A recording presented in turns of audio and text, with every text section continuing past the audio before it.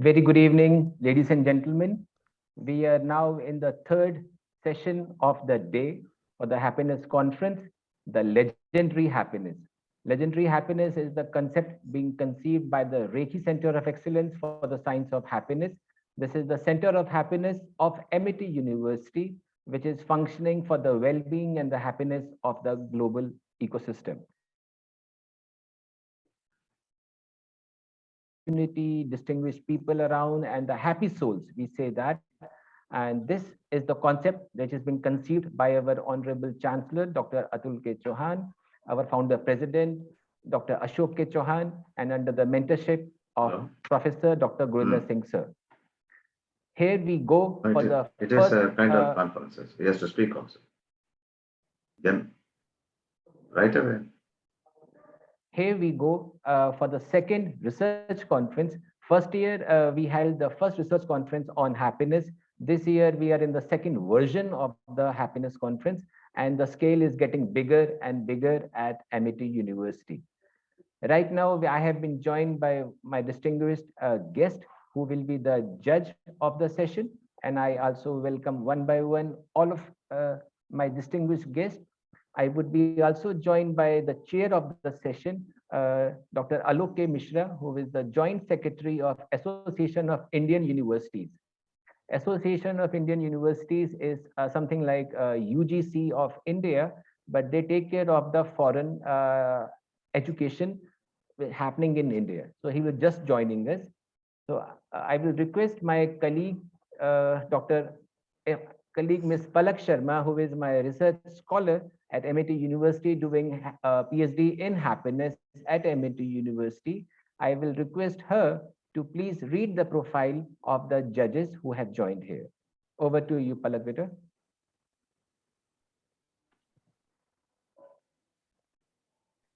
A very warm welcome. Yes, sir.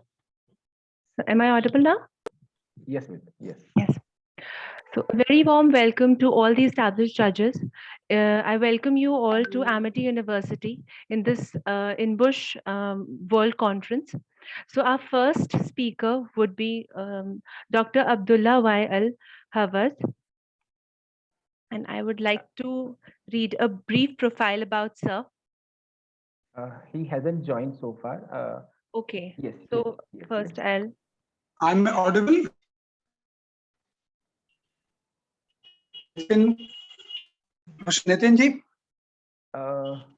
Alok sir, Dr. Alok sir, very good evening. Yes, you are very much audible, sir. Welcome to the session. Sir. Yeah, welcome. I want to just mention, actually, I was in ministry meeting, but only I am joining through the mobile and only have a 10% battery. Okay, sir.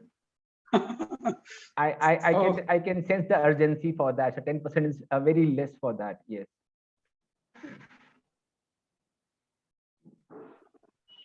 Yes, sir. We will just take that much of time of yours. Palak,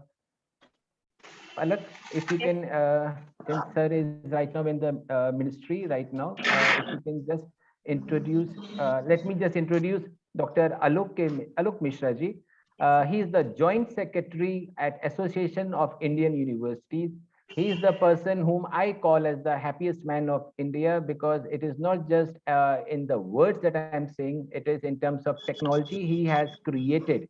Let me say to you that word, he has working on the 4D dimensions of the brain.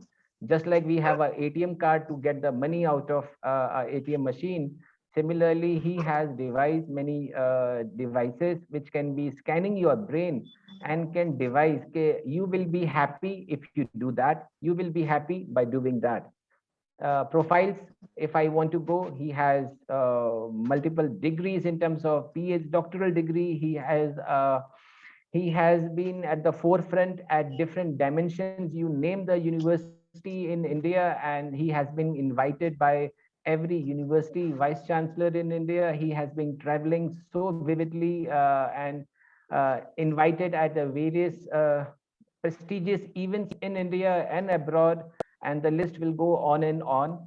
I would like to hold my words for a while, and I will request Dr. Alok K. Mishra to please give the kind address to the gathering, please. Over to you, Alok, sir. Okay. Thank you very much, Professor Nitin sir, and the Chancellor of the University, Chauhan. And I think that's why the program is really a tough task. Those who are really part of the program, really thanks to them to organize such way. And just we can say that after the pandemic, when really the happiness desired such way, and the topic you already for this session you mentioned that I was just going through the happiness research session is this session, and I'm in touch with the long association. Is a good friend of and it is marvelous work. Right now, I used to even the race book is the Pebbles book. I sometime today I bring this that way. Before go to bed, I used to read. So sometimes I remember some lines. So I want to mention here because this is a research session and to presentation of different papers. People working in different directions. They have own experiences, but everyone happiness definition is happiness is a very different thing, and Emotional we know intelligence influence execution we work call as passionate brain power can help individuals explore the individual.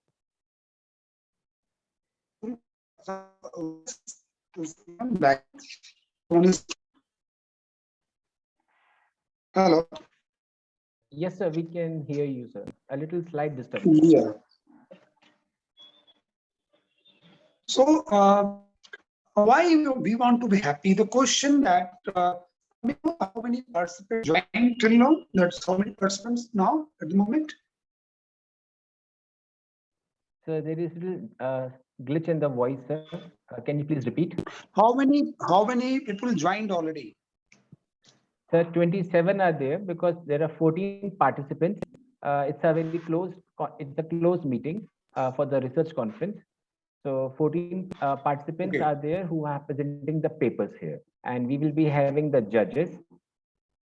And right Okay. now we are having multiple sessions in parallel for research conference of different dimensions.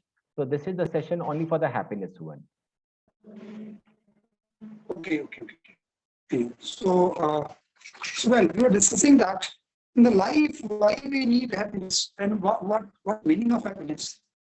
So we all know what we are doing, why we are doing, because we want to achieve something, and we believe that if we are going to achieve something, it's true. It's going to be help for me. It's going to be make me happy. So, but for what happiness again? Then when you reach some point, then your happiness change. So happiness is nothing that something like you achieve, and it's not a moksha and salvation something. Because happiness is a journey. It's a journey. Happiness should not be a dependent factor. The moment we are dependent any subjective matters, then we start getting pain. So we have to understand, and all learned scholars going to present the paper, and I think this session is going to be open the mind in different direction. I hope this will also give a new definition also and new dimension also. So very important, we have to first to know ourselves. If I'm not aware about myself, and I'm not aware of what's happiness matter for myself, then it is really very hard to maintain and to forever. Because happiness is a journey. Happiness is a milestone. Again and again, we have to continue in continuation. Is in Vedas that is very clearly mentioned in the Yoga Sutra and third Sutra that what is the aim of life? It say that tada drashtu sarupe avasthanam. Tada drashtu sarupe avasthanam. It's the aim of life that tada drashtu. हम जैसे हैं अपने स्वरूप को पहचानना और उस स्वरूप में अवस्थित होना. तदा दृष्टु स्वरूपे अवस्थानम. हम अपने स्वरूप में अवस्थित हों. जो हमारा नेचर है हम उसमें बैठे, उसमें आकर अवस्थित हों, ये ही हमें हैप्पीनेस देता है। इसीलिए सारे योग, धर्म, प्रक्रियाएं, काउंसलिंग, सारी चीजें, हमारा जो अपना स्ट्रेस कहाँ होता है, मेरे को कुछ बाहर हो जाती है, मेरा इमोशन बाहर को अटैच होता है। अगर आपके कपड़े को कोई खींचे तो क्या होगा, बाहर स्ट्रेस होगा, वो स्ट्रेस लोग का स्ट्रेस होगा। किसी भी चीज में एक्सटर्नल और इंटरनल स्ट्रेस होती है। तो एक फिजिकल स्ट्रेस बाहर को खींचता है, बट इमोशनल स्ट्रेस जो है वो दिखता तो नहीं है, बट यू अट्रैक्ट हो। इसलिए चाहता हूँ बात की वो है कि आपको मुदिता में रहना है। You have to be in मुदिता। It mean state of happiness or मुदिता is happiness. It's that state of happiness. You have to maintain the, we have to maintain them. We have to learn the process how to maintain our happiness. So it's year before, already before, how to do it. What is happening for that? You can say Panchaklishta, checklista. Alok sir, Anaklishta. sir, can you hear? So sorry to interrupt. Can you hear? Are you So there is some glitch. So there is some voice glitches happening at multiple occasions. I was just. Okay, I think it's maybe that due to because I joined to the mobile and that maybe now voice coming, sir. Now voice coming. Now it is clear. Voice Much coming. clear. So I have to be more closer. I think that's maybe this is it. So what is it? So it's very clearly defined that, sir. So the what is the problem? If Swarup, and we know about the nature, and but still we have facing the problem. So he said that that the पंच वृष्टि चक्लिष्टा अक्लिष्टा, ऐसी वृत्तियां हैं, हमारी जो वृत्तियां हैं, कुछ 5 ऐसी क्लिष्ट हैं, कुछ अक्लिष्ट हैं जो हमारे लिए बाधा का काम करती हैं। So हमें उनको दूर करना है, और that is then next in stanza is very clear that point that happiness only we can receive, we can find, we can conceive the happiness when we are concentrate, we are focused.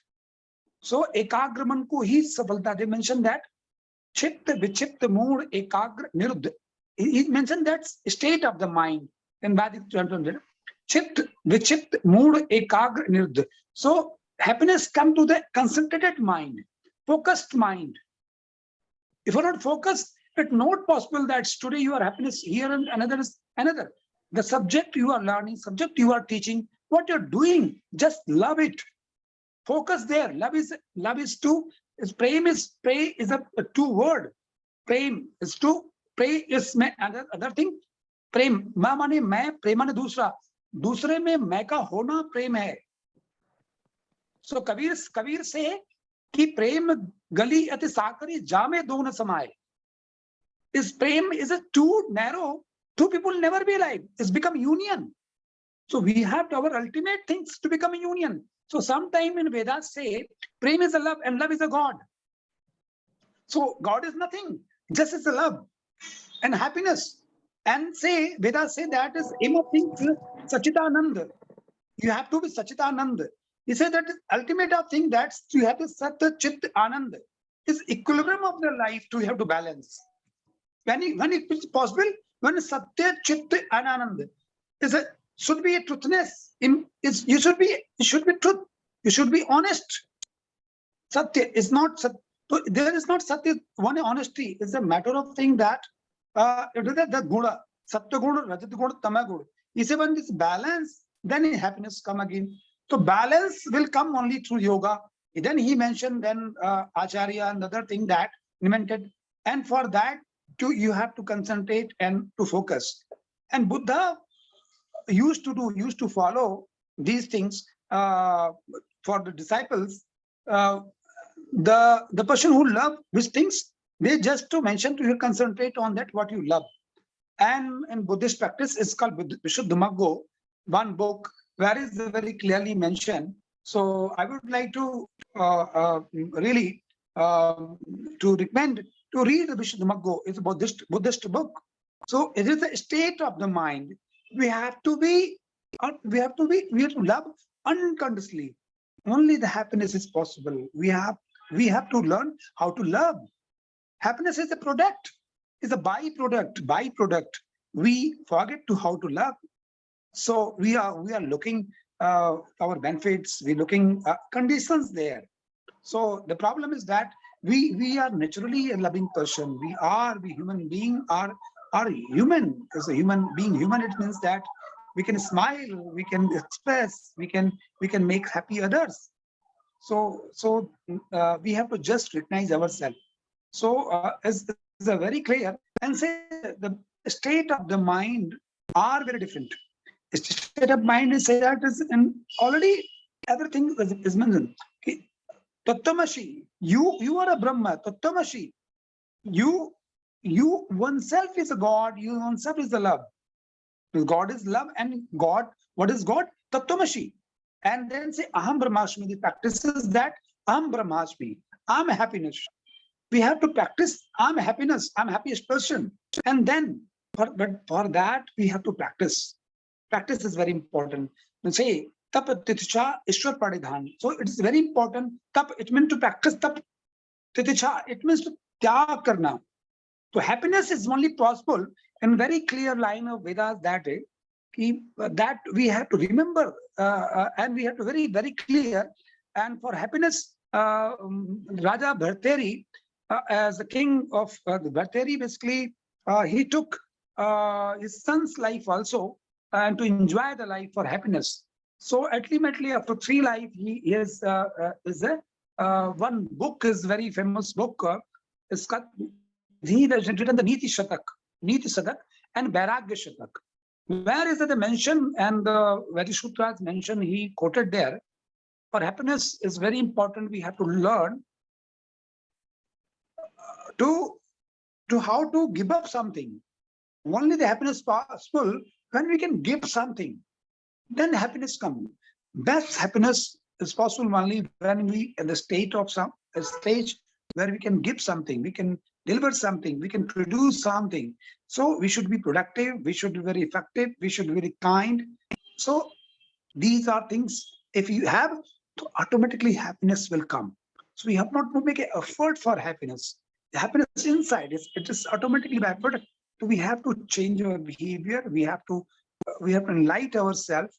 So so that is like this is very important part of thing. They how to learn to give up something. If give up, it means not give up. Give up, it means what you have something you can donate. You can help others. And there is no school for that, how to help others. There is no curriculum for help others. I'm very happy that the university started the happiness curriculum. So it is very important. Now we are missing in life because worrying, and now in the new budget, if you go to budget, there is the allocation for the counseling. People have worries and problems, and so for that post-COVID, these problems goes different direction. So government of India focus on that, and there's the particular budget for that, and it's for counseling and to create happiness in the environment, in the society. So, but I believe that no counselor, no psychologist, and no mentor can really to bring happiness in you unless you're not ready for reform, or not ready to really to give up something, to give something. So this is not this is behavior based training. So the behavior, this is not matter of learning, not matter of school. It is matter of habit. It's matter of sanskaras. So that he mentioned very clearly, त्याग त्यक्ते न भुंजता जीवेत. त्याग पूर्वक सुखों का भोग करना चाहिए. So for happiness, it is very important. So त्याग त्यक्ते न भुंजता जीवेत. So I really and I'm confident this conference is going to be go and reach to their the what enlighten more. My thanks to all organizers, and thank you very much to everyone who are going to join. It is a good time to really to think over happiness, and welcome to all presenter who going to present. Thank you very much again to inviting me for this inaugural session, for this session. Nitinji, over to you to continue the program. Hello. Thank you so much, Dr. Alok sir. It's always like hearing to whenever we hear you, it seems like the nectar is flowing directly from the source, right? Otherwise, it is very difficult to even understand and how fluently you have integrated so difficult concepts and so difficult ideas. And even you have taken us back to the journey of ancient times. Even the young generation, maybe they would be wondering who is this King Bhartrihari and what are these Vedas and all that. But as we were discussing in the very beginning, happiness is the juice. So there has to be a juice maker like you who has to just put all the fruits, whatever he has eaten up in the collected from the past, and he is just passing on to the next generation so that they become interested at least to see and be proud of their ancient times and their forefathers and what the culture have contributed to their nation. Thank you so much, Dr. Alok sir, and it was an honor listening to you. So thank you so much, sir. I'm thankful to your mobile phone also, who has justified his strength, and he supported you for 10% status, but he has given the full support for the happiness. So thank you to your mobile also, sir, whether it is Samsung or iPhone. I thank you to the mobile phone also, sir. Yeah. Thank you so much, sir. Welcome. Thank you Some so other much. we will meet physically. Yeah, that's Yes. right. Yeah. Okay. Gauri sir, Dr. Abdullah sir is joining. I went to check his computer. We have difficulty. He's not able okay, to. Sir. I tried. It's okay, sir. Let's move forward then. Ladies and gentlemen, now we have the next distinguished judge for the session, Dr. Shamira. Palak, over to you for reading the profile, and please welcome Dr. Shamira for the address. Yes, sir. So, well, first of all, to all the esteemed judges, I really apologize for the technical glitch at the beginning. So, I would really like to welcome you all to the Happiness Conference INBUSH World Summit Era 2022. I would like to give a brief profile about Dr. Shamira Sareen. Dr. Shamira Sareen is an associate professor of business by the University of New York, Borough of Manhattan Community College. She has several research papers to her credit published in national and international management journals of repute. She is one of the founding member and joint secretary for the Forum of Emotional Intelligence and Learning in India. With a PhD from BITS Pilani, she has received Best Paper Awards in national and international conferences in 2005, 2007, 2011, and 2012. She also won the first prize of the best thesis competition in the doctoral conclave at ECFI Business School in February 2010. She has authored a book entitled Success with Emotional Intelligence. The second edition of the book is already released in 2020. Dr. Malkar has compiled and edited the first book for FEIL in 2011 entitled Emotional Intelligence and Leadership, Better Work and Learning Environments, published by Excel Books. In 2020, she further compiled and edited the second book of FEIL entitled Compendium on Emotional Intelligence, published by Notion Press. I welcome you, ma'am. Thank you so much for the invitation, Dr. Arora, and for this generous introduction as well. So basically, I have 5 minutes, and if I consider time per minute is 60 words, then I have 300 words to speak. If I go 100 words per minute, I have 500 words. And if I go 125, accordingly, 625 words. So let's start. Basically, I'm looking at the happiness event with the futuristic view and looking at maybe asset and wealth management revolution in 2025. Some statistics to start off with. By 2025, the assets under management as to be doubled to actually $145 trillion from the current 84.9 trillion.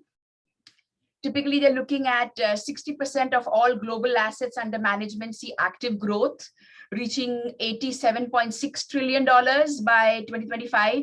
Now, why am I talking about this? Because, dreaming and futuristic view gives us happiness. So the moral of the story, and to summarize, is that assets under management will continue to grow rapidly.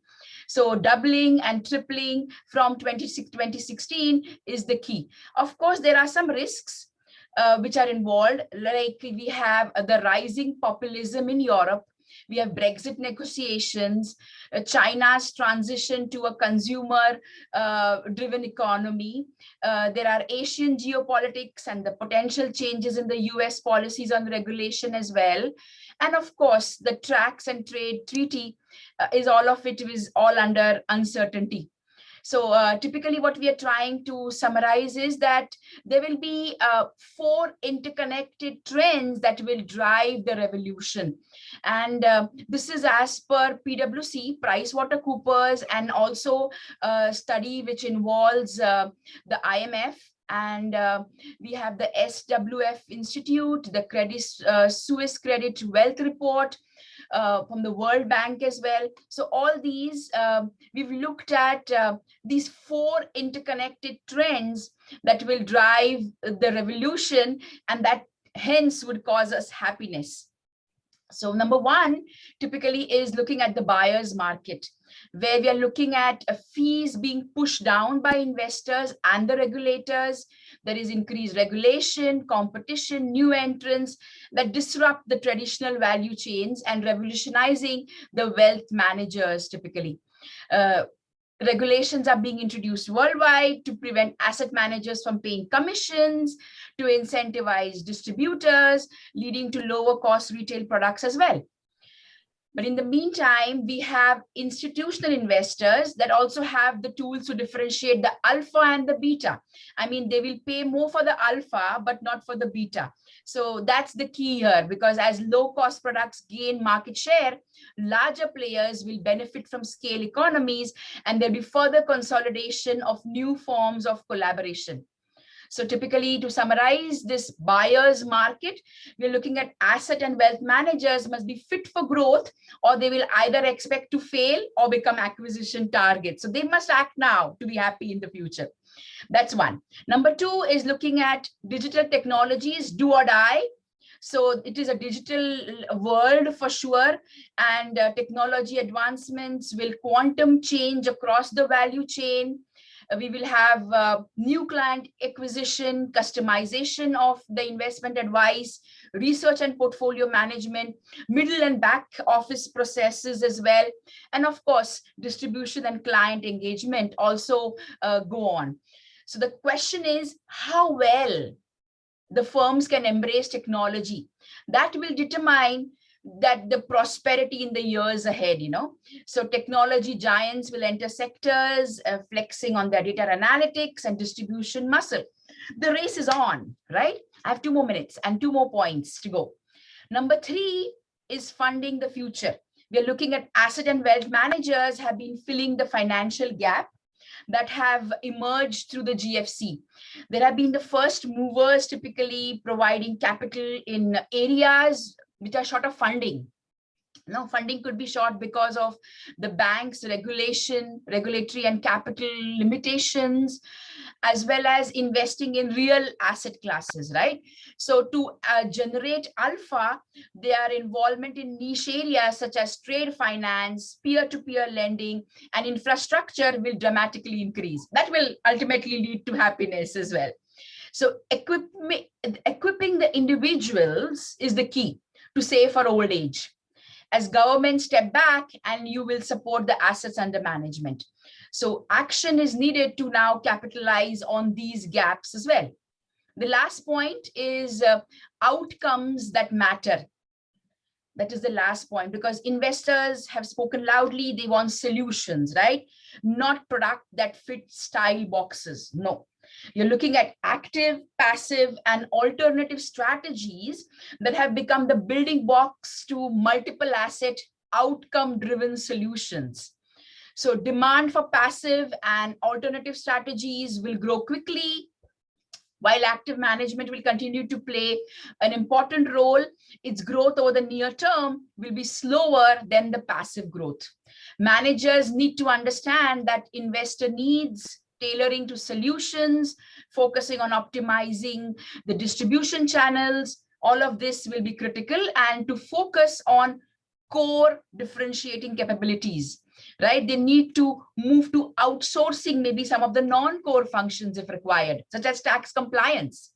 So investors have a great choice, and they will move to optimal solutions regardless of their loyalties, right? Prior loyalties.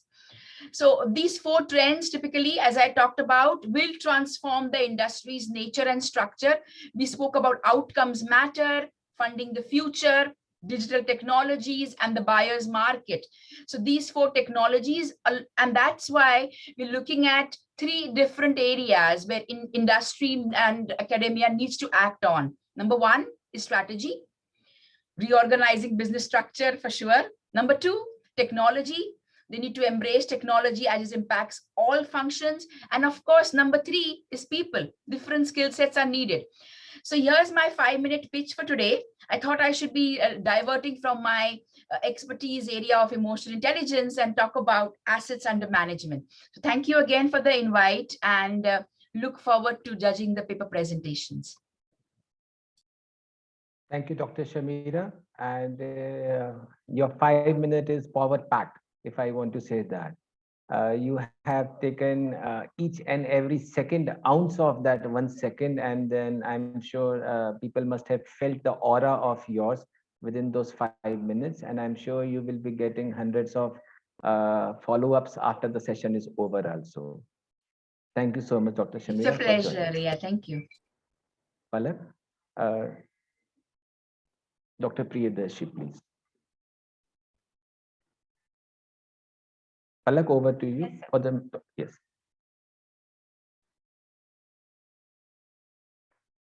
I welcome Dr. Priyadarshi. Doctor, I would like to read a brief profile about Sir. Dr. Priyadarshi Patnaik is a professor of literature and communication, Department of Humanities and Social Sciences, and chairman, Rekhi Center of Excellence for Science of Happiness, IIT Kharagpur. He teaches literature, communication, community well-being, and visual aesthetics. His research interests include Indian aesthetics, visual and non-verbal communication, subjective well-being, music audience response, and translation. He has published more than 5 academic edited volumes and 50 academic papers in national and international journals. He is also a creative writer, painter, translator, and a photographer and a flute maker. A number of his poems in short fiction and art have appeared in various journals outside and in India. I welcome you to Amity University, sir. Thank you, Palak. Thank you, Nitinji, for inviting me to share a few words. And thanks for giving me an opportunity to interact with these esteemed guests. I believe that the Rekhi Center at Amity and the Rekhi Center at IIT Kharagpur would be looking forward to a long period of collaboration. So in that context, I would like to share a few words about our center, which is a sister center to the center we have here at Amity University, and share a few words. So I won't take more than 2 to 3 minutes. So if I can share the screen, I will just take you to our webpage and give you a quick idea. So just give me a moment. If the screen sharing is possible, fine. Otherwise, I'll just speak a few words and share the IT team, kindly please support him.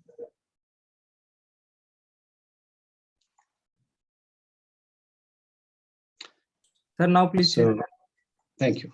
Thank you. It's possible.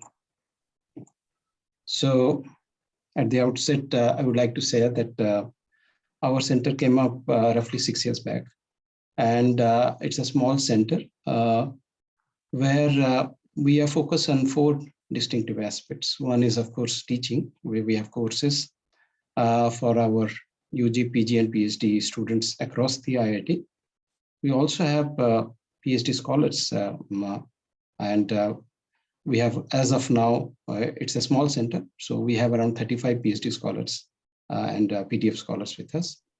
We work on various areas, and it's a multidisciplinary team that we have here, which means that people are there from behavioral sciences, from medicine, from computational sciences, image processing, from sociology, psychology, and areas of our projects range from measurement of happiness, both for cities and states, as well as projects related to behavioral brain sciences and other related areas.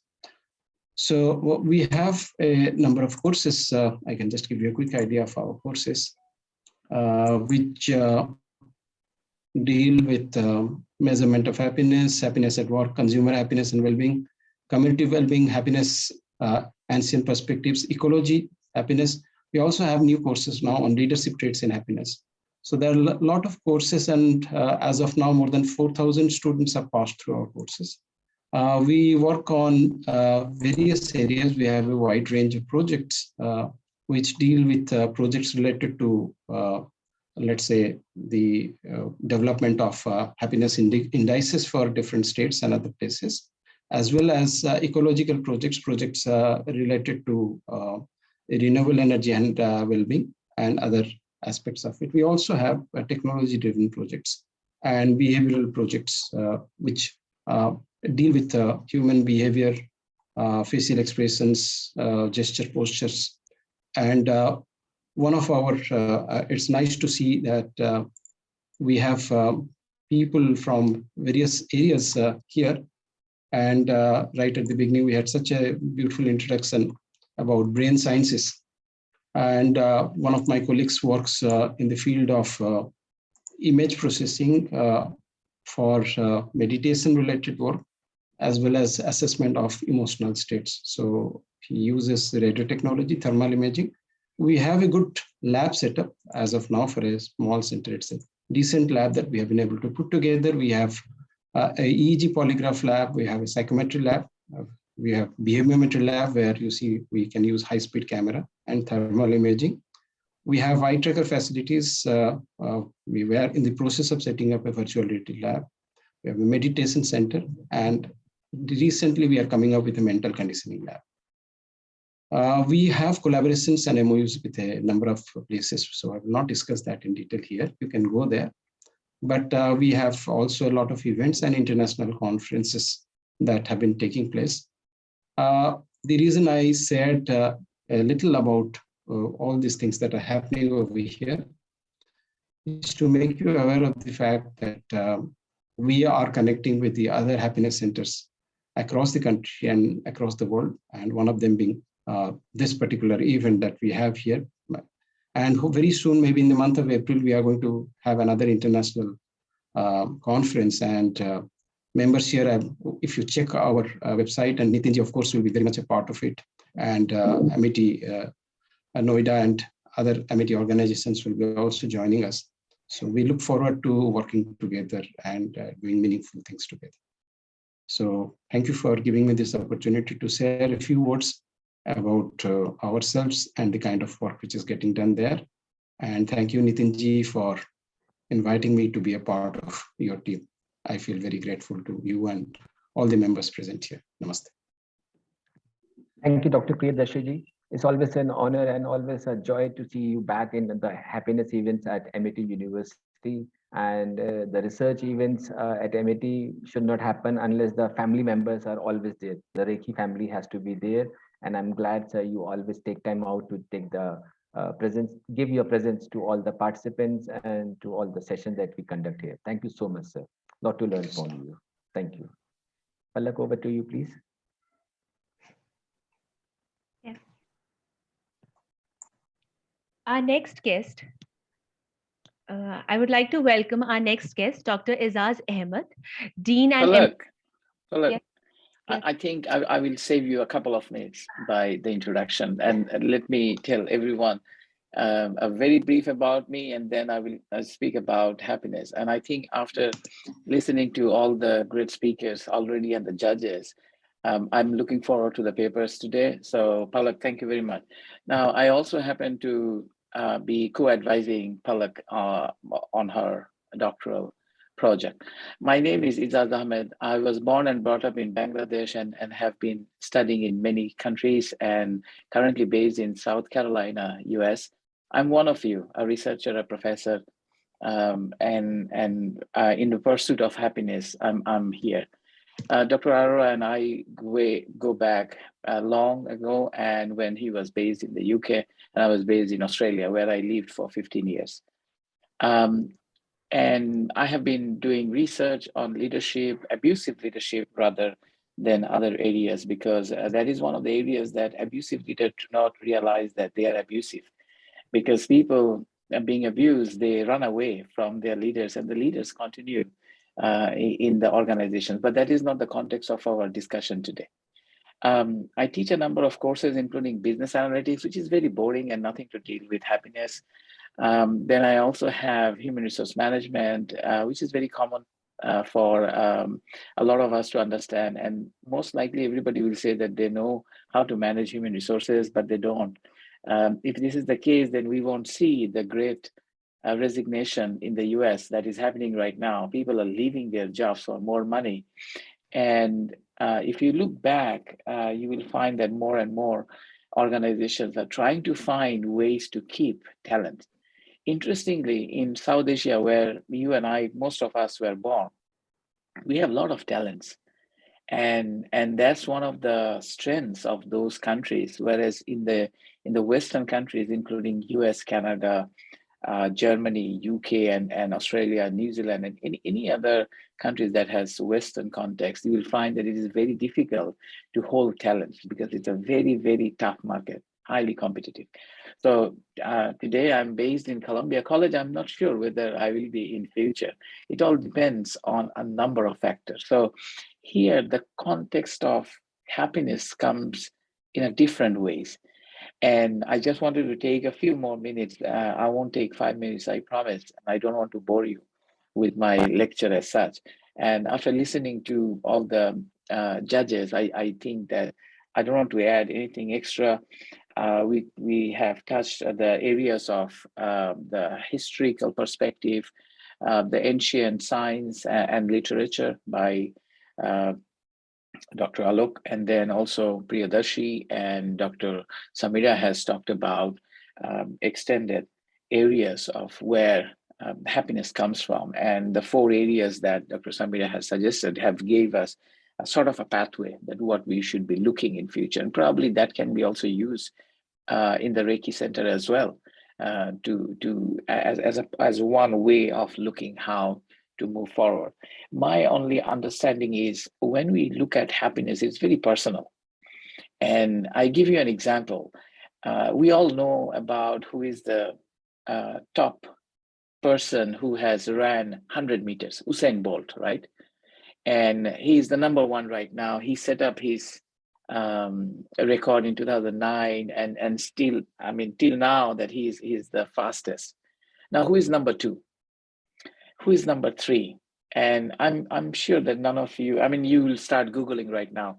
But if you don't Google it, you don't know the number 2 and number 3. Can you imagine that the people who are the 2nd and the 3rd fastest in the world, just because they could not be the fastest, how much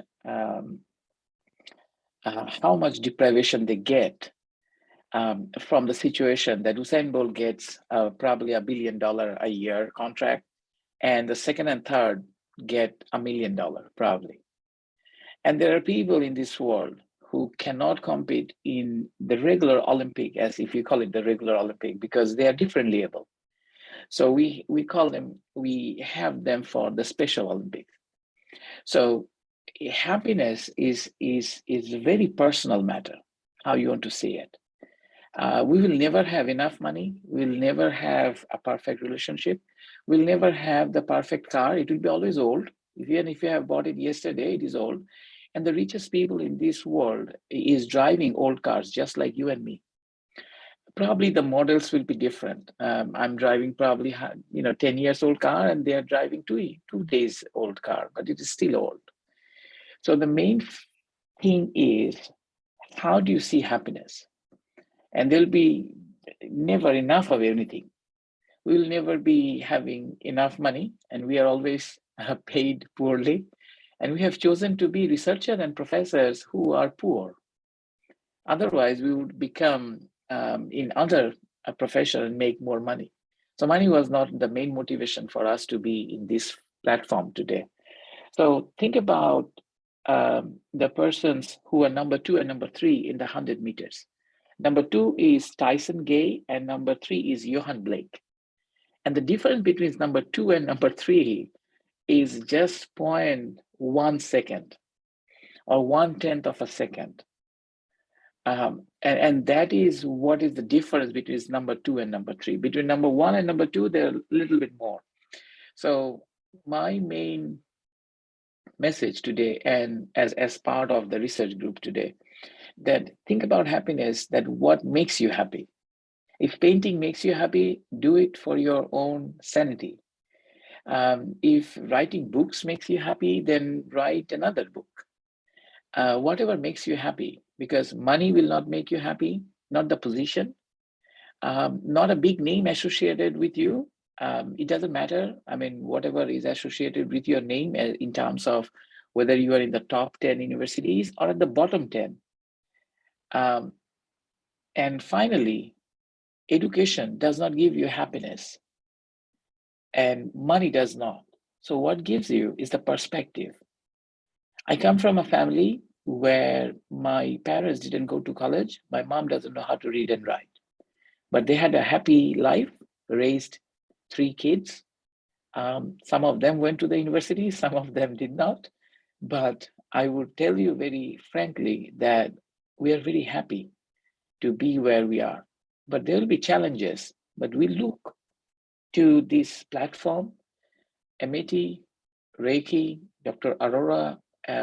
These are the few names that will pop up in your mind when we think about how can we look for happiness. And this platform should go beyond the conference. We should create some other platform where we can share our concern. For example, I can look forward to any of you for some professional and personal queries. So there is no give and take here. It's just give. And I think I would like to see that happen as part of it. This is the second or the third year of having all the conferences. So after today, all of the people in this forum will vanish and we'll come back after a year. So I think we need to have a platform where we can share and some sort of a process, such as Reiki Center might give some sort of a fellowship, friends of Reiki Center. We don't need big names. We need platform where we can share. And given that now it's a share economy, we have Uber as such, so it's called Uber economy. And sharing is caring. We have been doing it for a long time. Did you remember the times when we used to wear our cousins and elder brothers and sisters dresses? Not anymore, probably, because we are now very high up, but this was the case not too long ago. So I believe happiness is a personal thing, sharing is caring, and let's create a platform so that our future generations of professors, researchers, and practitioners can come forward, and we can take this research beyond, citation. You can have thousands of citations. It's meaningless if it doesn't have any impact on others. So how can we take it to the society? So that will be my only message. And it's a pleasure and honor to be among all of you. Thank you very much. Thank you, Professor Izaz. Just wanted to update you and my fellow judges and fellow participants. Yes, you said it. We met last year when we having AICTE sponsored conference on happiness for 200 universities. We were doing it, and you were in that inaugural session. You were there. Just wanted to tell you, sir, now we have gone much beyond the sessions. We are not just doing now only conferences. We have been doing corporate training. So we are invited by corporates to do happiness workshops for their workers, blue collar and white collar. So we do on campus or on-site training for them also. We have been training schools, teachers, college professors, deans, directors on happiness. वो भी हो रहा है. You would be very happy to know, sir, since you are attached from day one for the happiness one. We now have a chatbot being launched very shortly on happiness. So you will have a chatbot on happiness. We are going to have a toll-free number of happiness in India. The first toll-free number will be there. That, and already we have 4 psychologists on the call. They will be there. And we are also creating happiness songs, videos. We have a dance team. We have a singing team. By the way, I'm also not just a professor, I'm also a lyricist, accidental lyricist. So we also do that. So it is, conference is just an academic show, but then behind that, how it energy comes up. Energy is coming up from all those dimensions of creativity only. So this is how things are spreading out. Yes, so toll-free number for happiness is about to be launched shortly, very soon. And then chatbot is almost ready. Activities are mushrooming every day. So SpaceX came to our campus for the happiness event. The book which Dr. Alok sir, the chair session of the chair session, he showed the book Pebbles. He was kind enough to showcase my first book, Pebbles. That was should I recognized by Stanford University also. So things are growing at different dimensions. Now this is the second time we are doing research conference. So research journal will soon keep on growing. So things are of different happiness. And my mustache also growing, sir. My beard has gone, my mustache is growing now. Thank you so much, Izaz sir. And I'm sure you will be happy to know these development that has happened so far. Thank you, sir. Over to you, Palak. Sir, keep a promise that you keep walking along till, and then many things will keep on happening. Just keep walking all along, sir. Thank you.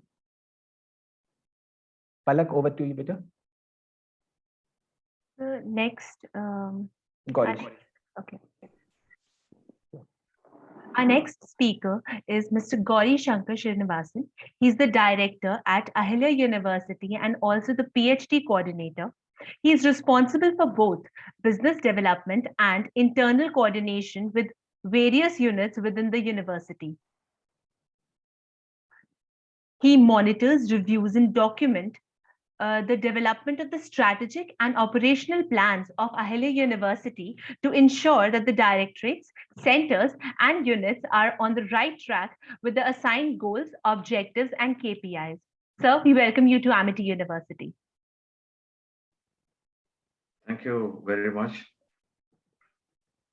My appreciation to Professor Nitin Arora, with whom I have the honor of being associated with over the last several years. And when he introduced to us this concept of the abstract concept of happiness, we were wondering what it is going to be, without knowing how deep the concept is. And it is like we have oxygen in the air. We know we require that, but we don't bother about it, but without which we cannot live. It is so immensely available to us, around us, within us, yet we don't realize happiness is a concept that needs to be understood to make us, further happy. And, I used to wonder every time when some message comes from Professor Arora, in introspection 135, introspection 110. I mean, the first thing which happens to me, at least to me, I can tell you, a message comes from this happiness forum, regardless, makes me, comfortable. I don't know why. Maybe the researchers can find out why. And the second important thing is that it appears as though we know all those things already.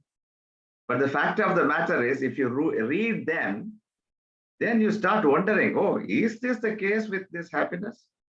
Why I did not know? Perhaps I could have enjoyed better.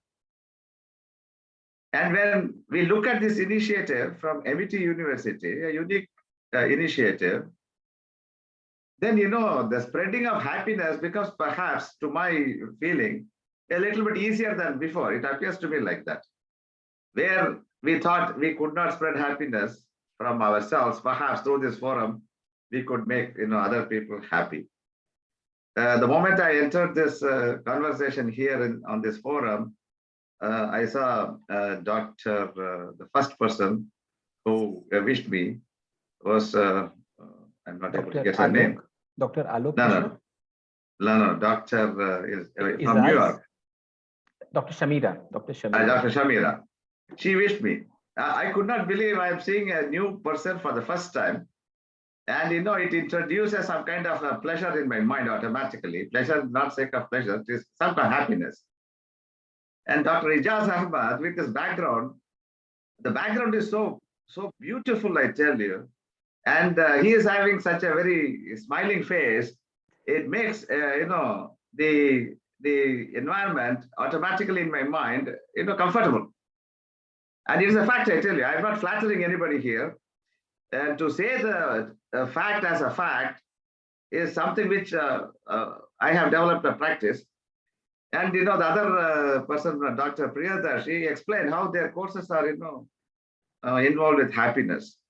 And if you look at all these things, I have been staying in Bahrain for 24 years now. I came here for 3 months, and it is now 24 years. And bringing this kind of concept to Bahrain perhaps would ensure a very beautiful connection between the two countries. India from MIT University and Bahrain Ahliya University, the bridge can be very, very, very small, I tell you. Happiness bridges so extreme distances and makes it very simple and small. So looking at all these things, I was very keen to interact with Dr. Arora. And although he said his mustache is growing and his beard has vanished, but in between the mustache and the beard, there's a beautiful smile which has not vanished. That is very, very great. And he is a very blessed person with his smiling face, and that is always encouraging. And whenever he calls me or talk to me, I have a great pleasure. And as far as the whole concept of happiness, I am too small to describe or explain or enlighten. But one thing I would like to say, we have a great compilation of wise words called Subhashitani in India. I would like to read one small Subhashitani, which perhaps can be useful to everybody. It says, "Ye kechid dukhita loke sarve te swa sukhechaya. Ye kechit sukhita loke sarve te anya sukhechaya." The meaning is, those people who are desirous of their own happiness, they are the most unhappy people. While those people who are really happy in the world are those who desire and render happiness to others. That's what the Subhashitani says. So I would like to end this brief talk with that. Thank you very much. Thank you, Gauri Shankar sir. And when you were saying this deep evening introspection links that comes to you, everybody, the happiness community every evening, and it brings a smile on the face and it lightens you, unburdens you and unwinds you.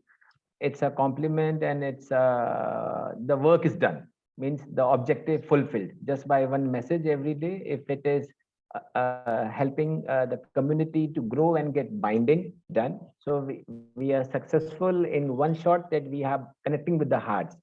The only objective of happiness is we don't have to build the bank balances, we have to build the heart balances, means heart account balances. The number of hearts should keep growing, sir.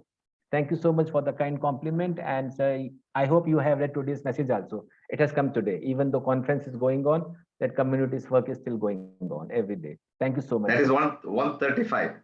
135. Yes. Thank you so much, sir. So, dear participants, it was a pleasure to listen to all the wise words of the judges who would be judging the presentations of you all. So, right now we have planned two ideas. One is we would be having split of the session in two zones.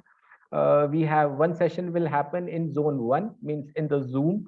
So, I have mentioned in the chat box 1 to 7.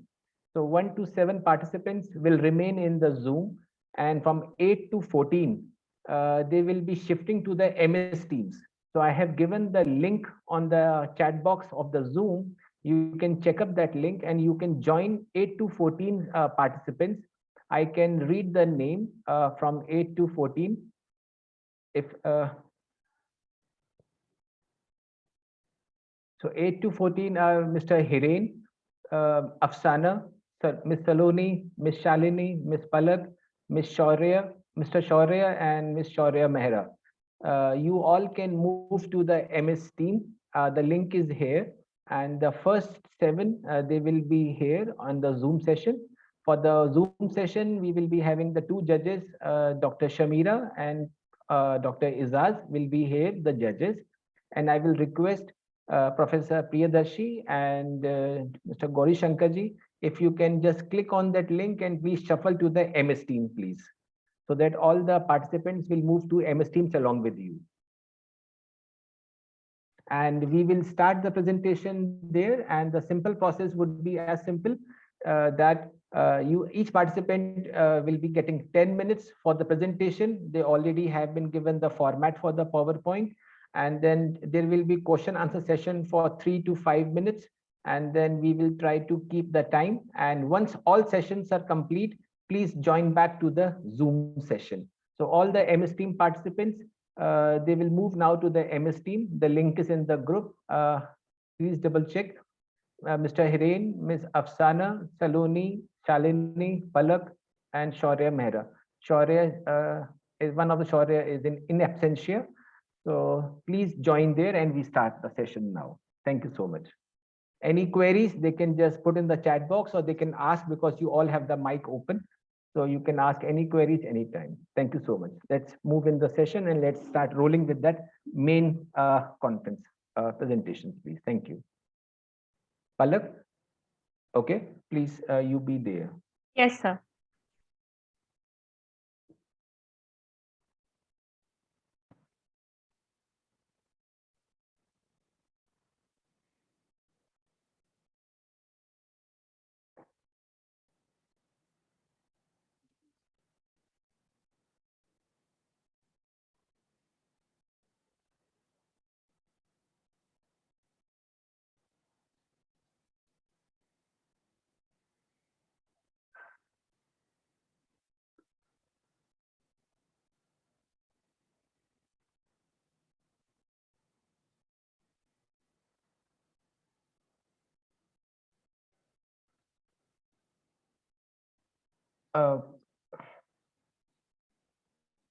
Dr. Priyadarshi ji, sir, in case you can log out from your Zoom, in case you can log out from your Zoom and then you can rejoin the Zoom from MS Team. I think you are visible on 2 sides. Just double check, please.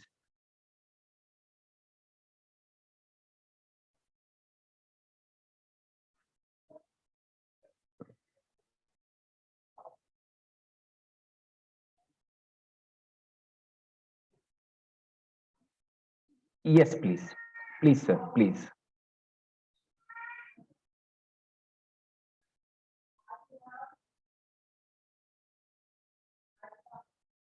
I think we will start, sir. We can start first with Mr. Hiren, sir.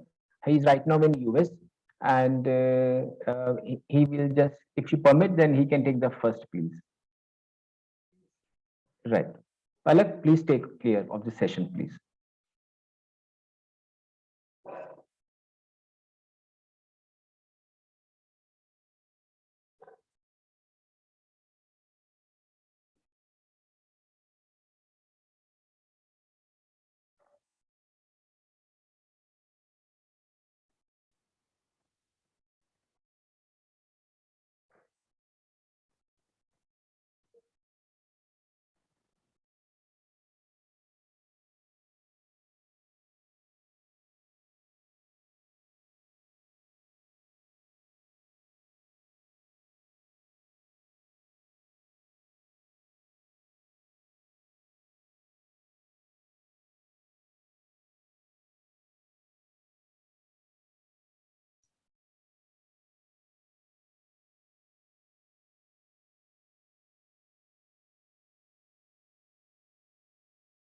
Hi, everyone. So we have 21 of us remaining on this platform.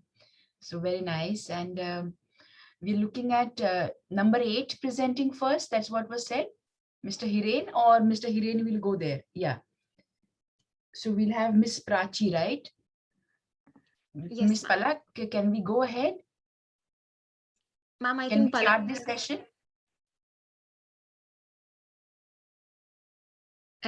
has moved on to MS Teams. So if Okay. permits, I would I will begin. be here. I will be here. No problem. All right. So warm greetings to everyone. Good evening or good day, depending upon where you are, which part of the world you're in. I hope you're doing well and are happy. I'll be presenting my screen now. Please let me know once it is visible. Am I visible, sir? It is sounds visible. good. Yeah. All well. All right. Is there a timekeeper here for Prachi to help for 10 minutes? Yes, Can we request somebody here I will for do keeping that. the time?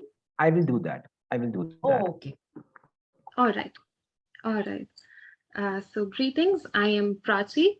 I am a PhD scholar in the Amity University, and my area of interest is African American literature and humor studies, which is also why I would be discussing the role of humor, comedy, and jokes in our everyday lives. My paper is titled Along with Laughter. I'll be studying through qualitative analysis of stand-up comedies the way humor helps us achieve well-being of different kinds and keeps us happy, especially during the times of despair, especially during the pandemic in case of my research. So I would be beginning with the main theories of laughter. I think these theories are fairly popular. The theories that I'm focusing on are one, the superiority theory, the incongruity theory, and the relief theory. The superiority theory functions when we laugh at the imitation of the inferior. Say, to give an easy example, if you're walking down the street and someone slips on a banana peel and falls down, you're laughing. One, because you're not in the other person's place. You're superior. You believe yourself to be superior and the other person to be inferior. And that's what leads to the eruption of laughter. The incongruity theory states that we laugh due to an absurdity. So in this case, we're laughing because a normal condition was the person to be walking. Him falling down is absurd, is incongruous to the normal, and hence we laugh.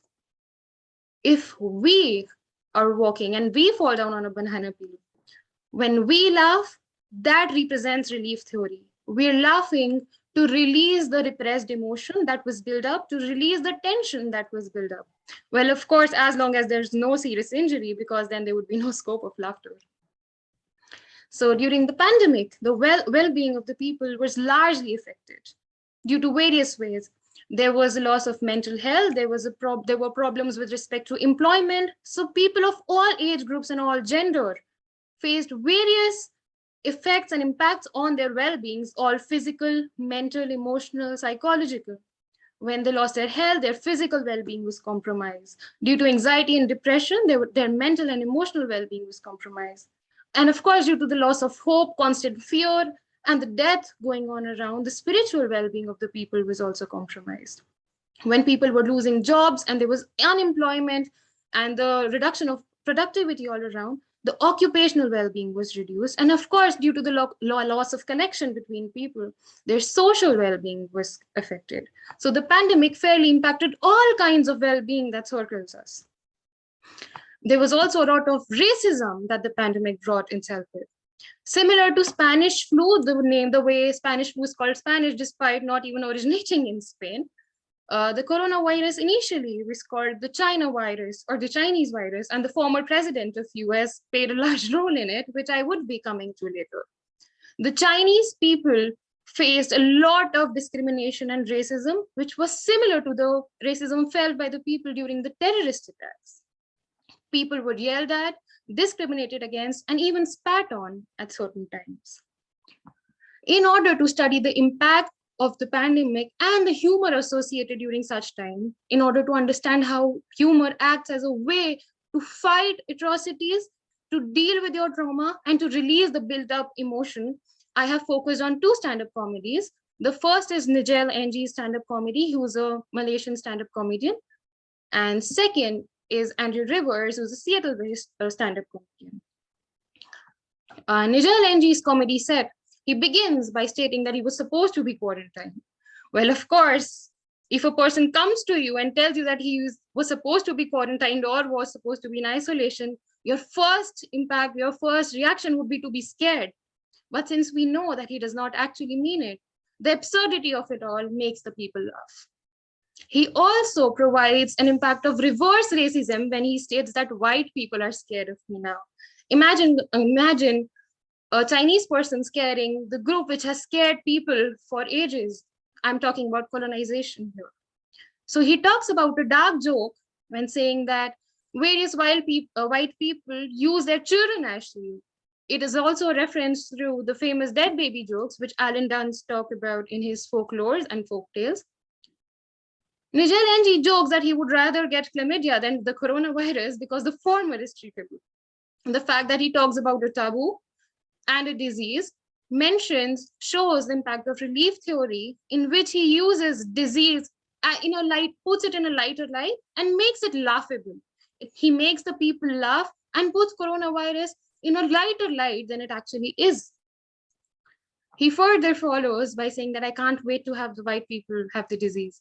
Again, there's reverse racism that is visible, and the audience is now laughing with the Chinese person whom the entire world was being racist against. So this shows the social well-being of the people coming together and the way humor helps fight racism and helps put a solemn object such as a pandemic in a lighter light. It is a fight against racism. Next is the Andrew Rivers comedy set, in which there are a lot of dark jokes, a lot of satires and political commentaries. He begins by stating that bars are way safer than school. At least they kick people out after they vomit on the floor. In kindergarten, that's called finger painting.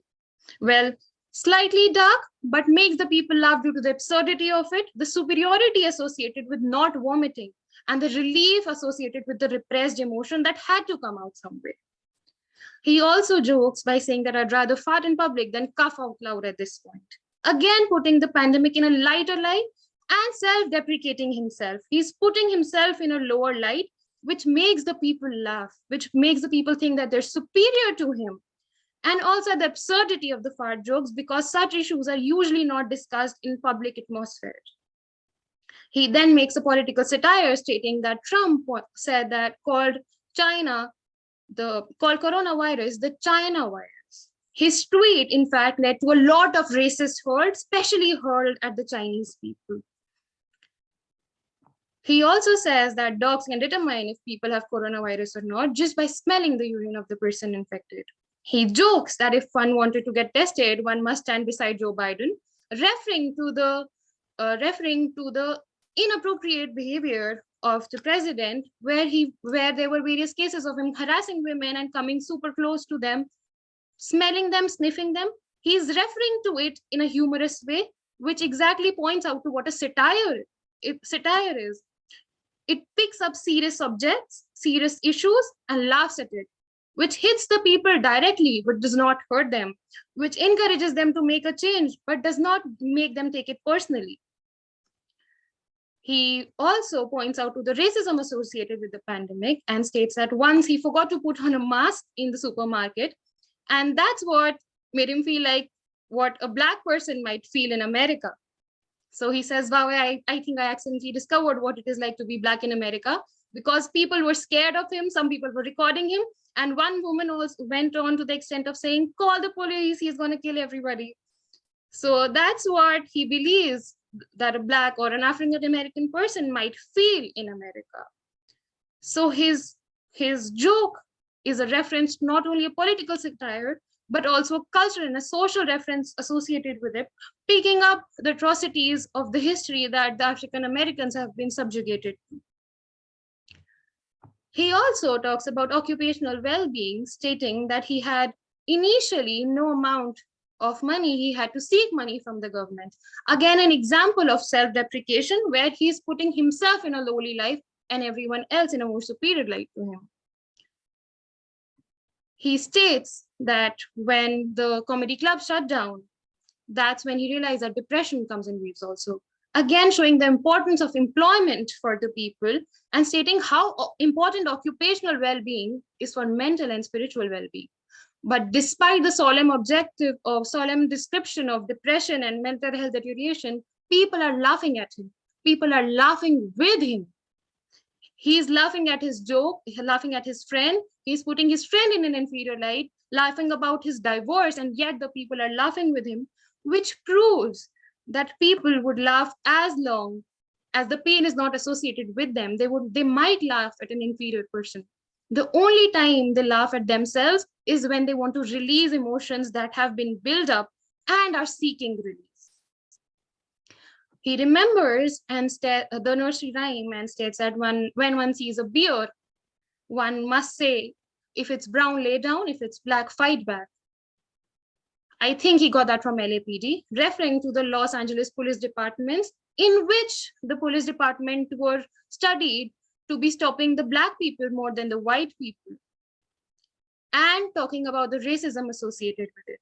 He also comments on politician Martin O'Malley's comment where he says that white life matters, all life matters, minimizing the importance of the Blacks that were killed by the police. Again, referring to the social well-being of the people, bringing them all together. Coming to the end of my 10 minutes, I would like to conclude that through the analysis of these two famous stand-up comedians, we witness the impact of the pandemic across the people, be it the loss of lives of physical well-being, the uprise of anxiety or depression, the loss of mental and emotional health, the theft of one's joys or minimization of the spiritual well-being, the rise of employment and poverty or the reduction of occupational well-being, or the disconnect from our loved ones, leading to the disruption of social well-being. The pandemic has fueled it all. The pandemic has led to all of it. So both these stand-up comedians address the woes of the people and provide a satire to combat these evils, also function as a means to fight the pain, to deal with the pandemic and provide relief, as the theory stated. While the first comic is a victim of the race subjected to the racism, he is a Chinese Malaysian stand-up comedian. The second one, the latter one, belongs to the privileged section of the society. He is a white comedian, but he's still trying to fight the same battle for the people of his country. So it might not be wrong to call comedy a successful means to seek relief if employed in the correct manner.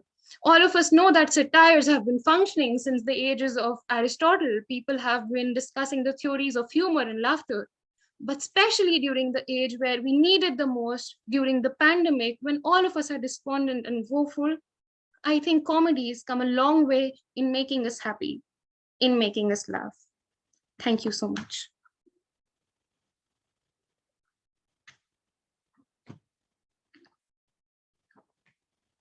I would love to welcome any questions if they're there. Yeah, thank you, Ms. Prachi. So we will have the audience ask questions, then followed by the judges. So Dr. Arora ji, how much was the time taken by Ms. Prachi? 10 minutes and how many seconds? She has taken, yes, 10 minutes. She has taken well in time. No worries. It's like it requires a lot of courage for you, Ms. Prachi, to come and speak first. I mean, a lot of appreciation for that, because you are like, whatever the comments given to you, everybody else can easily have the time to change things. So yes, areas of appreciation, keeping the time for sure. There was a lot of content and informative presentation. We looked at various theories in the PowerPoints as well. And luckily we have the research papers also sent by the coordinator and Dr. Nitinji. So we've gone through the paper also, skimmed through. One important cause of concern is you need to give the author names and the year for publication in text as well. So let's say when you are presenting that, because it's a research paper presentation, that author names along with the year is important. I see at the end you do have the reference list. That is wonderful, but in text, otherwise typically it can be considered as plagiarized. So just that one bit. We're looking at these various theories, right? So who were the authors for the theory is one question. Yes, ma'am. Number two is looking at, are there any empirical studies? Are you looking at quantitative analysis in any way? Number three is, Oh, okay, let's go one by one. Otherwise, you should write down. So one question first. Okay, the theories. Talking about the theories, they come back from the days of the Aristotle. So if I may say that Aristotle were the source of the superiority theory, while Schopenhauer and Kant were the source of the incongruity theory, and of course Freud and Hobbes were the source of the relief theory. However, various other philosophers and worked on the theories of laughter and humor, be it Peter McGraw. I think these studies are still going on. So these are the texts that are in focus largely, mainly. I'm sorry, what was the second question? Ma'am, you're on mute. Thank you. So there's something quantitative which can be done on this study. So something which can be explained and quantified, maybe even if it is a qualitative one. Do you think you can look at a questionnaire, maybe open-ended one, and try and analyze with sample sizes? Are you a Yes. PhD student? Yes, Under ma'am. the professor? Wonderful. I'm a PhD scholar, and yes, of course, I think I'm open to quantitative studies, though this was a qualitative research, but I think there's a legacy that follows with respect to quantitative research. I can, of course, question people in a very subjective manner, and from their studies infer if my study is successful or not. Oh, Thank you. wonderful. I mean, it's basically looking at you being happy in modifying the paper as per the suggestions. That's the key, you know. So the other important aspect here is, what is the brief importance of your study? What are your contributions? What do you think are the contributions of this paper? So far, according to my study, stand-up comedies, of course, prevalent since a very recent time, have not been provided enough research, enough place in the legacy of humor that follows. We give importance to cartoons, we give importance to the theoretical write-ups, we give importance to the theoretical studies. But stand-up comedies are still seen solely as a means of entertainment and not as medicine to the pain that we need. So my contribution, I believe, is to make stand-up comedies a matter of serious concern for laughter. So yes, laughter is serious and it deserves serious attention. So does comedy. Okay, that's wonderful. Keep up the good work. We have Dr. Ejaz Ahmed also asking you questions, and there's one question in the chat from Anude, who's saying, how did you conduct your qualitative research? So in order to conduct my qualitative research, I saw the stand-up comedies multiple times and linked them with the various theories of laughter, as I stated in the beginning. So for every joke, I had to connect it to the theory that was provided to me and do a review of these jokes, and then go back to the theories that connected. Say for the baby joke, I had to go back to folklore and study Alan Dunn's dead baby jokes and see why they're funny and why would these grim objects make us laugh so much. Ms. Prachi, I was looking at your, and thanks, by the way, for a great presentation. You are very confident about what you're presenting. And I would suggest that look a little bit in depth, and because this will help you to understand.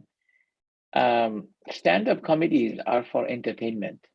Yes, sir. So when a political joke is made in front of a politician, the politician does not sue the stand-up comedian, correct? So if you consider that, we cannot literally take word by word what the comedians say and do. So when they talk about that white people should get it now, I'm very happy, they're afraid of me finally. How are they linked with your, because when Aristotle gave the theories or the basis of your three theories, they didn't think about the one day the comedians will be part of their theories, right?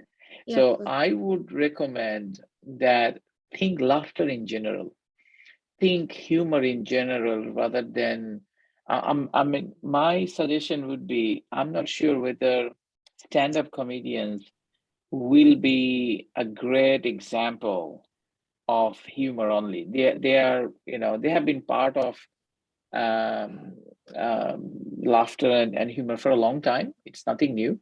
Probably YouTube has created a new platform, but it has been there for a long, long time. We used to purchase tickets and go to the big halls to watch them. And if you look at in the Indian context as well, there is something called Kavi Sammelan, right? Yes, Where that the poets will come and will present, and there are big names in those areas. Yeah. I'm not probably from your generation, from the previous generation, and Dr. Arora and others, Dr. Samira might relate to those, some of the poetries and others. They still, I'm a very fond of Indian and Hindi and Urdu poets. So, I know a little bit about it. So I think you need to refine your questions, research questions, and then find out that how comedies, so comedy is probably one part, Yeah. okay, stand-up comedians. Yes. You need to relate in general with humor. So when you go, and I like the way Anuday has asked about how did you conduct your qualitative research. So you watch some videos, you watch over and over, and then said, well, he talked about this, let me relate to this theory. This is happened by chance, right? It didn't, don't you think that if he didn't say it, then you won't find this solution, correct? Oh, maybe. Yes, sir. You're right. No, but you have to explain to me that if the person didn't say, said it in the comedy, then you won't find it. So that means you found it by chance. And if this is the case, then you need to dig a little bit deeper. So I might say that, well, you have found 2 comedians, right? And 3 theories. What about if I take those 2 comedians off? Can you find it in real life situation? Probably you can. And that's where, as a researcher, you have to go into that depth level to find it. From the, you can use the snowball method. You can ask people that does comedies or humors give you, there are funny friends, there are funny relatives and all this kind of stuff, funny uncles, right? Makes always joke. So do you think their presence helps you to modify your mood or something? So think about it. I'm not criticizing your paper. I'm trying to give you the feedback that will take you to the next level. And that is the job of any researcher. In research, there is nothing called end game. We continue to grow and we continue to look for. So congratulations on your, and for your recommendations, I have mentioned the same, that look at the research question and what are you relating to justify that. And you can create excellent papers, no doubt about that, but we have to justify how did it come all together. Sir, And you, yes, that's my only vision. Thank you. thank you, sir. But recently in India, there were various incidents of stand-up comedians being arrested for making political or religious jokes, which is why I came to the Yes. topic of the way comedians or humorists punch up.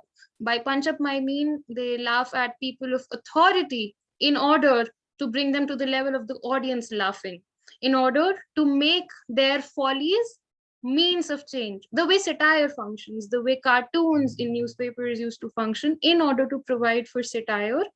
So yes, of course, it may be chance that I stumbled upon these stand-up comedians, but I'm very sure about the fact that people use comedy and humor as means to provide satire and to subvert various power structures. And yes, of course, I will take in the feedback and look on the various other people subverting power structures through this. So what I will suggest, add from the society, try to have interviews, even if you do 30 interviews and ask people that whether humors help them. And those who have been arrested, I don't know. I mean, if this is the case, then nobody can do any comedies. Then Gabbar Singh will always be in jail, but this is not the case, right? So literally, entertainment should be kept as entertainment. To relieve your stress. And that's why we watch movies, right? And we watch over and over the same movies. So thank you very much. But continue your journey, and I look forward to seeing your papers in or read your papers in future. Thank you, sir. Means a lot. No Dr. problem. Shamira, Professor Izaz, just since this being a happiness conference, I will be little playing a small role after your technical comments have come. The small twist that we are doing in this happiness research conference is each participant, whoever is participating here, they will get a chance to implement that idea at our platform. So if suppose Prachi is saying she has worked on the stand-up comedy, so I can we can work for two issues. One is like think like a Shark Tank. It's a Shark Tank going on. A simple idea. Okay. We have our own happiness chatbot. So if I say, do you want to be stand-up comedian? Do you want to make your own content? And do you and the bigger idea I want to give it to you, seed in your mind right now is can you create a program for a joke? Right? Can you get the idea? I'm giving you the idea, right? This idea we are working on, and glad that you took it up. So we can work it out on this idea. Which one you want to pick it up? You want to just create a content because based on your research. Because I tell my scholars, just don't limit your work to the paper only. Convert into an application also. So we are ready in the happiness domain that we are ready with technologies. It is just any scholar who want to do something big in that, we can invite them and just join that caravan, something like that. So Yeah, wonderful idea. So Prachi, this is we say na Shark Tank deal done, not no deal done, something like that. We do say something like that. So think on that ideas, and we can think after the session is also over. Okay. Definitely, sir. Thank you. Yeah, typically, just to add on to what Dr. Nitinji said, is once you have your paper ready and your thesis done, apply for a patent. Why not? A patent could be something which can be really bringing glories to you and Amity University as well. Yes, I hope so. Thank you so much. Yeah, of course, it's very tricky. In India, I mean, when I did my PhD, we don't have research methodology taught so much in depth. I mean, we had it for the master's level and then for the PhD level, but research methodology I'm seeing in my children's schools, it's right there from the middle and high school level. So writing, inculcating that, and what is technical writing, that becomes, if we know from childhood, it becomes very easy when at bachelor's level and master's as well. So the PhD then it can be a sail through. So I understand what difficulties they are happening, and I really hope we bring about that change with happiness. Thank you. Thank you. So the first session has taken 25 minutes. Yes, next one. And just we can move to the next. What is the name, Professor, for the next participant? So what should be the average timeline for that? 20? 10 minutes plus 5 minutes is 5 minutes. 5 minutes. Okay, so we should minutes, be more 15 minutes. briefer Yes. next time. Okay, I understand. Thank you. Yeah, thank you. Can we pick up the second name, Professor? The second number from the chat, the second list. It's Mr. Puneet Nagendra, right? Okay. Mm-hmm. Yes. And that's his presentation? Yes, Mr. Puneet has shared his screen. Yes. Hello, everyone. Happiness to all. So this is something very new to me. I'm a medical professional, and seeing such a conference being held is such an amazing thing, and it is done by people with management background. That means to say how bad doctors are at keeping happiness and well-being for themselves and for their patients. So with this introduction, we were always at the crossroads to see is that what medicines gives happiness to our patients, and prescribing gives happiness to the doctors. So both the questions were invalid kind of thing, and then came conference invitation which says there are 6 W's of well-being, and which put me into a thought process like let me see what are these things, and which was never taught to me in my undergraduate or the postgraduate studies. And this is the reason also I'm presenting this paper. I don't know how impactful it is, but definitely it brings an impact for me in my practice, and also I teach in a medical institution. wherein I can bring a lot of changes which I'll be learning through these presentations in the conference proceedings. So here it is, how vital is the physician well-being, and I would put in my knowledge of what health has been defined by WHO. This is what we have been taught even in the first year, WHO's definition of health, which just says that it is a state of complete well-being and not merely an absence of disease or infirmity. It doesn't give about the components, and it doesn't talk about happiness. So I think it is very important to include happiness when it comes to health. So I just went through some of the literature just because I was a physician. I was curious and to see what people have been doing about well-being in physicians, because they take care of the health of others. So I found out few interesting research papers only in the recent 2 to 3 years actually, and there are few.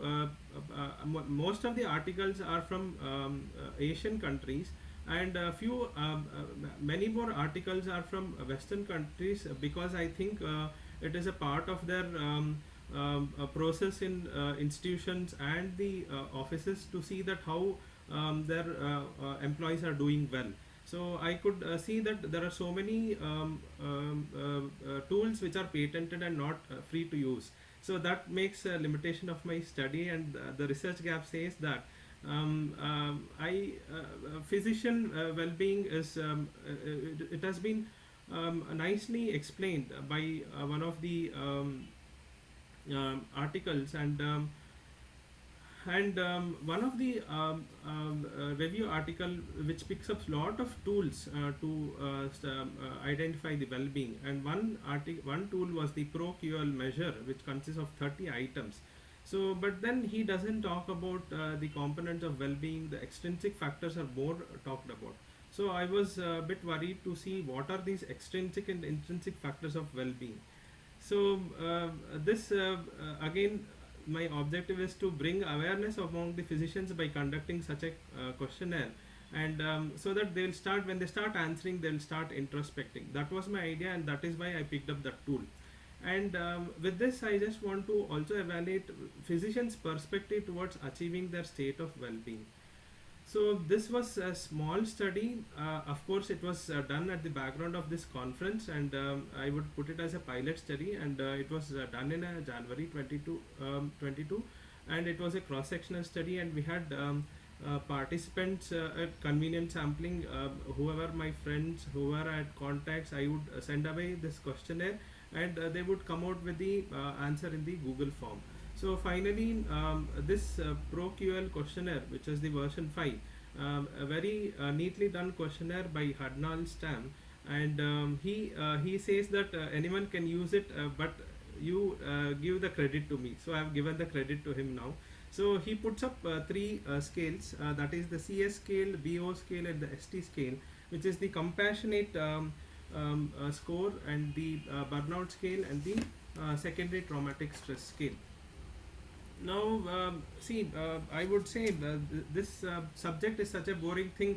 Out of 200 physicians, I could make such that only 46 answered to my questions, and they said it's too long, I don't have time. So people are still having so many things when it comes to their own well-being. So it has a Likert scale of 1 to 5, and the scores were in the categories of low, moderate, and high levels. Low score is below 22, moderate is 23 to 41, and high levels at more than 42. So this is the results of my study, and I would just summarize it saying that most of our physicians had a very good compassion. No doubt that is what that makes to pick up that profession. So they had a very good high scale of compassion satisfaction, because whatever they are doing for the other sake. And burnout is definitely there, and I would say burnout and traumatic stress scale is about moderate in whatever physicians I interviewed. And to come to the numbers, I would just say 56% at moderate level of compassion score, and then 61% at burnout, and 56% had a secondary traumatic stress score. So I would say that there are few other questions, because this being a study, I thought let me take a standardized tool So I added few of the questions to that, say asking whether you had any physical discomfort in your day-to-day life so far. So 36%, that is 17% of the doctors said they had some one or the other physical ailment, such as gastroesophageal reflux, joint pains, thyroid disease or diabetes, so many other things. So I also asked about their what is that they do they need some kind of support to achieve wellness. So they were in a positive affirmation that they do require some amount of help to achieve wellness, because it is a gray area for especially for physicians. So I also now searched the literature and found out that there are some 6 components even a part of this conference. So I curiously asked, is that only I doesn't know, or even many physicians doesn't know it? And only one person could actually enlist all the 6 components of well-being. So it is very evident from this that people are suffering from burnout and trauma. That is because they're not aware of the ways to achieve well-being.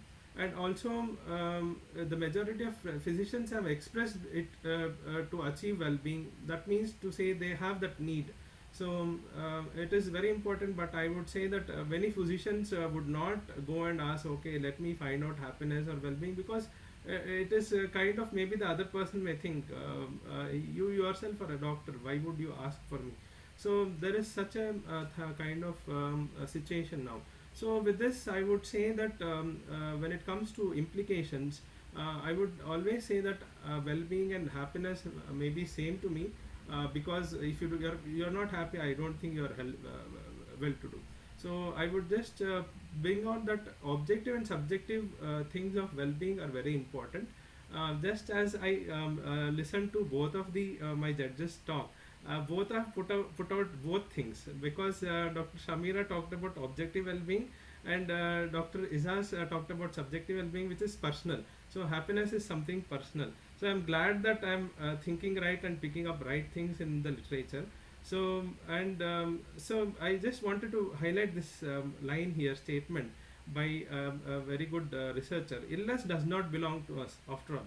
It is theirs. The patient's property is what many of the doctors have come to that kind of statement, which is very which is not a very good thing for the doctor community, because the doctor has to be in a good state of well-being to take care of the patient's well-being. So there are a lot of limitations of this study. I have learned through a lot over the past 1.5 month, and so I missed out few of the things in this pilot study, which I want to include when I take it up on a larger scale. So age, gender of the place of the thing may matter when it comes to physician well-being. It may be the workplace, it may be an academic institution, it may be a corporate hospital. So when it comes to well-being, they may be doing some or the other activities of well-being, which may be yoga, meditation, sports, and now I come to know that humor can also be one of the interventions. I am still yet to find out, are there ways to achieve well-being. So through this conference, I would definitely like to see drive out what are the options for me to find out what gives well-being. So these are my references, and then this is where I come from. Greetings from CD Simon. It's a budding medical institution in the south part of India. I thank you, the panel, for giving me such a good opportunity to interact and learn a lot of happiness. And this session is really a nice thing, because we are able to know our judges. We have learned and we know what the work has been done, which is not usually a good thing about any of the presentations. Usually they talk so much research papers, so much degrees. But here we know what you people are doing. That gives a lot of scope for us to think over. Thank you. Wow. Wonderful presentation for sure, Dr. Puneet. Awesome. I mean, it was qualitative, quantitative as well, and you did analysis and beautiful PowerPoint slides as well. And of course, you are there to the time. I'm keeping the time along with Dr. Nitinji, and I saw that it is 10 minutes and 59 seconds. So kudos, that's an inspiration to everyone. Very nice. Basically, to ask you a question, which is the research type? Is it exploratory, or is it descriptive diagnostic, or is it hypothesis based? So I would put all the things because I wanted to do it as an exploratory to see what is the physician's perspective, but then I had to quantify it to give some meaning to whatever study I'm doing.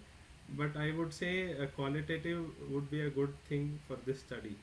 So It is quantitative research for sure, and exploratory as well. Very nice. So in your methods, do put the type of sampling you have used, because I think you have used something like a simple random sampling, or was it because if you take convenience, they wouldn't. Maybe you could take purposive quota sampling as well for your research, and then explain that in your paper, and you're good to go. Really wonderful presentation. Kudos to you. thank you. Dr. Puneet, it was a pleasure to see your presentation. The analysis you have done, and it's again not a criticism, but it's basically descriptive. So you have found the simple percentages and suggested this is what is happening. The cause and effect relationship is not there. So I would like to see that you add that and you try to find, probably you can find it through your data, that whether any of the anything is affecting the outcome variable, such as happiness. So what makes them really happy? So when you are suggesting the descriptive side of it, is basically you are representing the data. So for example, 30% respondents said this, 50% respondents said that. You can also suggest that 50% is male, 50% is woman, which is likely the case in any society or in the world. I would like to see a little bit more in-depth analysis where you will try to find that what makes them really happy. Is it the status being a doctor? Is it the medication that they are providing? Or for the patients, when they become fully cured? Because as you know, that curing is a process. And it might be 25% done or 100%.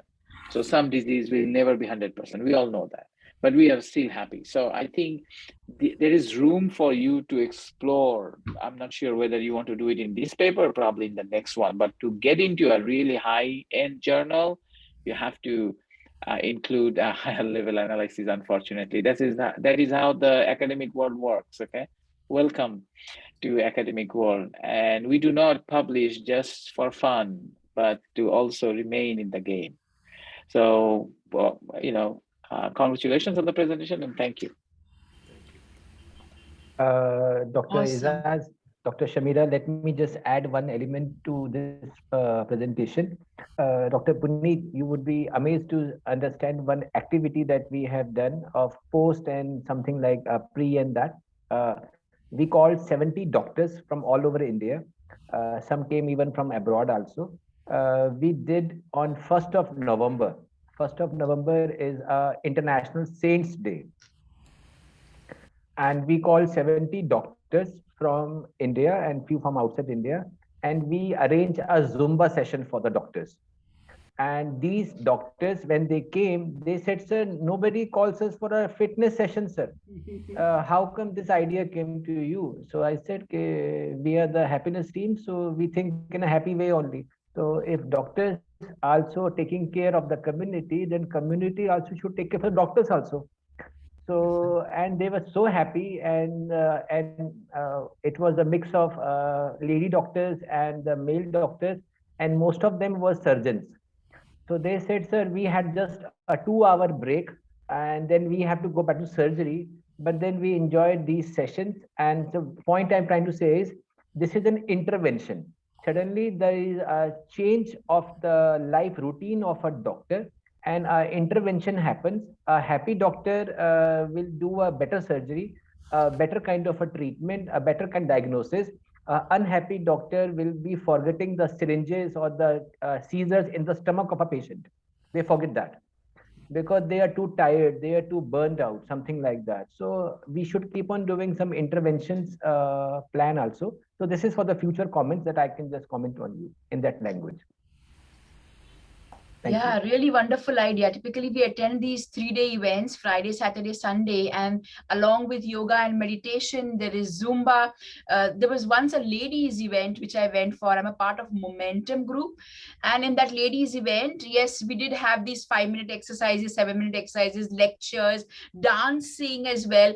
And, you know, the first day before the entire conference started, I received a bottle of kosher wine, because all of us as ladies, we were given at the end of it time together we were all on Zoom and varied platforms, but yes, all of this makes us happy. So that's the key. Very nice. I mean, I'm very happy Amity University is implementing international methods of training and teaching. That's really commendable. Thank you, doctor. Okay, the next speaker. Follow me is here. Yes. Yeah, the next speaker is Miss Paulami Sengupta. So look forward to your presentation. Thank you, ma'am. Thank you, sir. Good evening, everyone. I'm currently in India. So good evening from India and a very happy evening.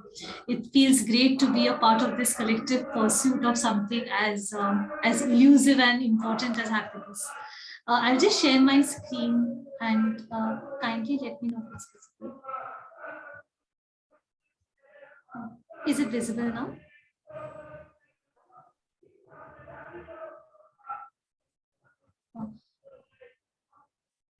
Right. Yes, it is. You can go ahead. Yes, please. Okay. Thank you. So before I introduce the topic, this is a paper that I wrote along with my co-authors. All three of us, myself, Paulami Sengupta, Ms. Vidisha and Ms. Devayani, we are research scholars at the Reiki Center of IIT Kharagpur. The paper we wrote is a review paper, which is titled Seeking Support and Spirituality Amidst COVID-19. Just to introduce the topic, we all know the world was thrown into the depths of panic on 11th March 2020 as WHO, the organization of WHO, declared coronavirus as a global pandemic. Sorry to interrupt, Ms. Yes, Paulami, is there a television on near to you? No, sir. So actually, there's a political rally going on. I'm so sorry. I tried shifting to a place, but say hi to them. Say hi to them. We are the participants for the rally in all over the world right now. Okay, please continue. I will. I'm so sorry for the disruption, sir. No, it's very normal. It's very normal. Please continue. Sometimes my daughter just comes over, sit over my seat. Daddy, I want to be with you. I said, okay, come, baby. So it is very normal. Continue, please. Thank you, sir. So to continue, after it was declared as a global pandemic, a series of restrictions were imposed on us, such as frequent use of sanitizers, using face shields and face masks. And over the last 2 years, these precautions have actually turned into practice, and they have integrated into our daily life, leading to the emergence of something called a new normal. Now, this term is perhaps an attempt to continue encouraging practicing the safety measures without fretting too much over the novelty of the virus. Apart from socioeconomic decline, the pandemic also had adverse impact on our mental health, such as heightened levels of fear, anxiety, stress, burnout, and trauma. It also, in some cases, led to an aggravation of previously existing clinical or subclinical mental health conditions.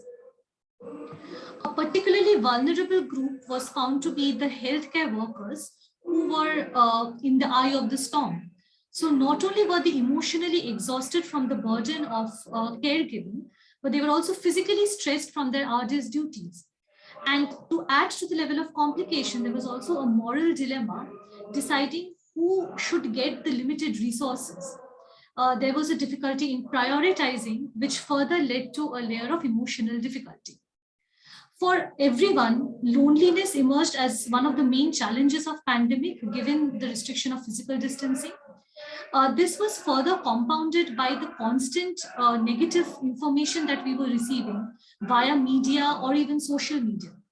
So this loneliness coupled with this acute awareness of loss of lives and livelihood created a very fertile breeding ground for deeper issues encompassing life and death, which in turn was a good segue to the spiritual exigency that COVID gave rise to.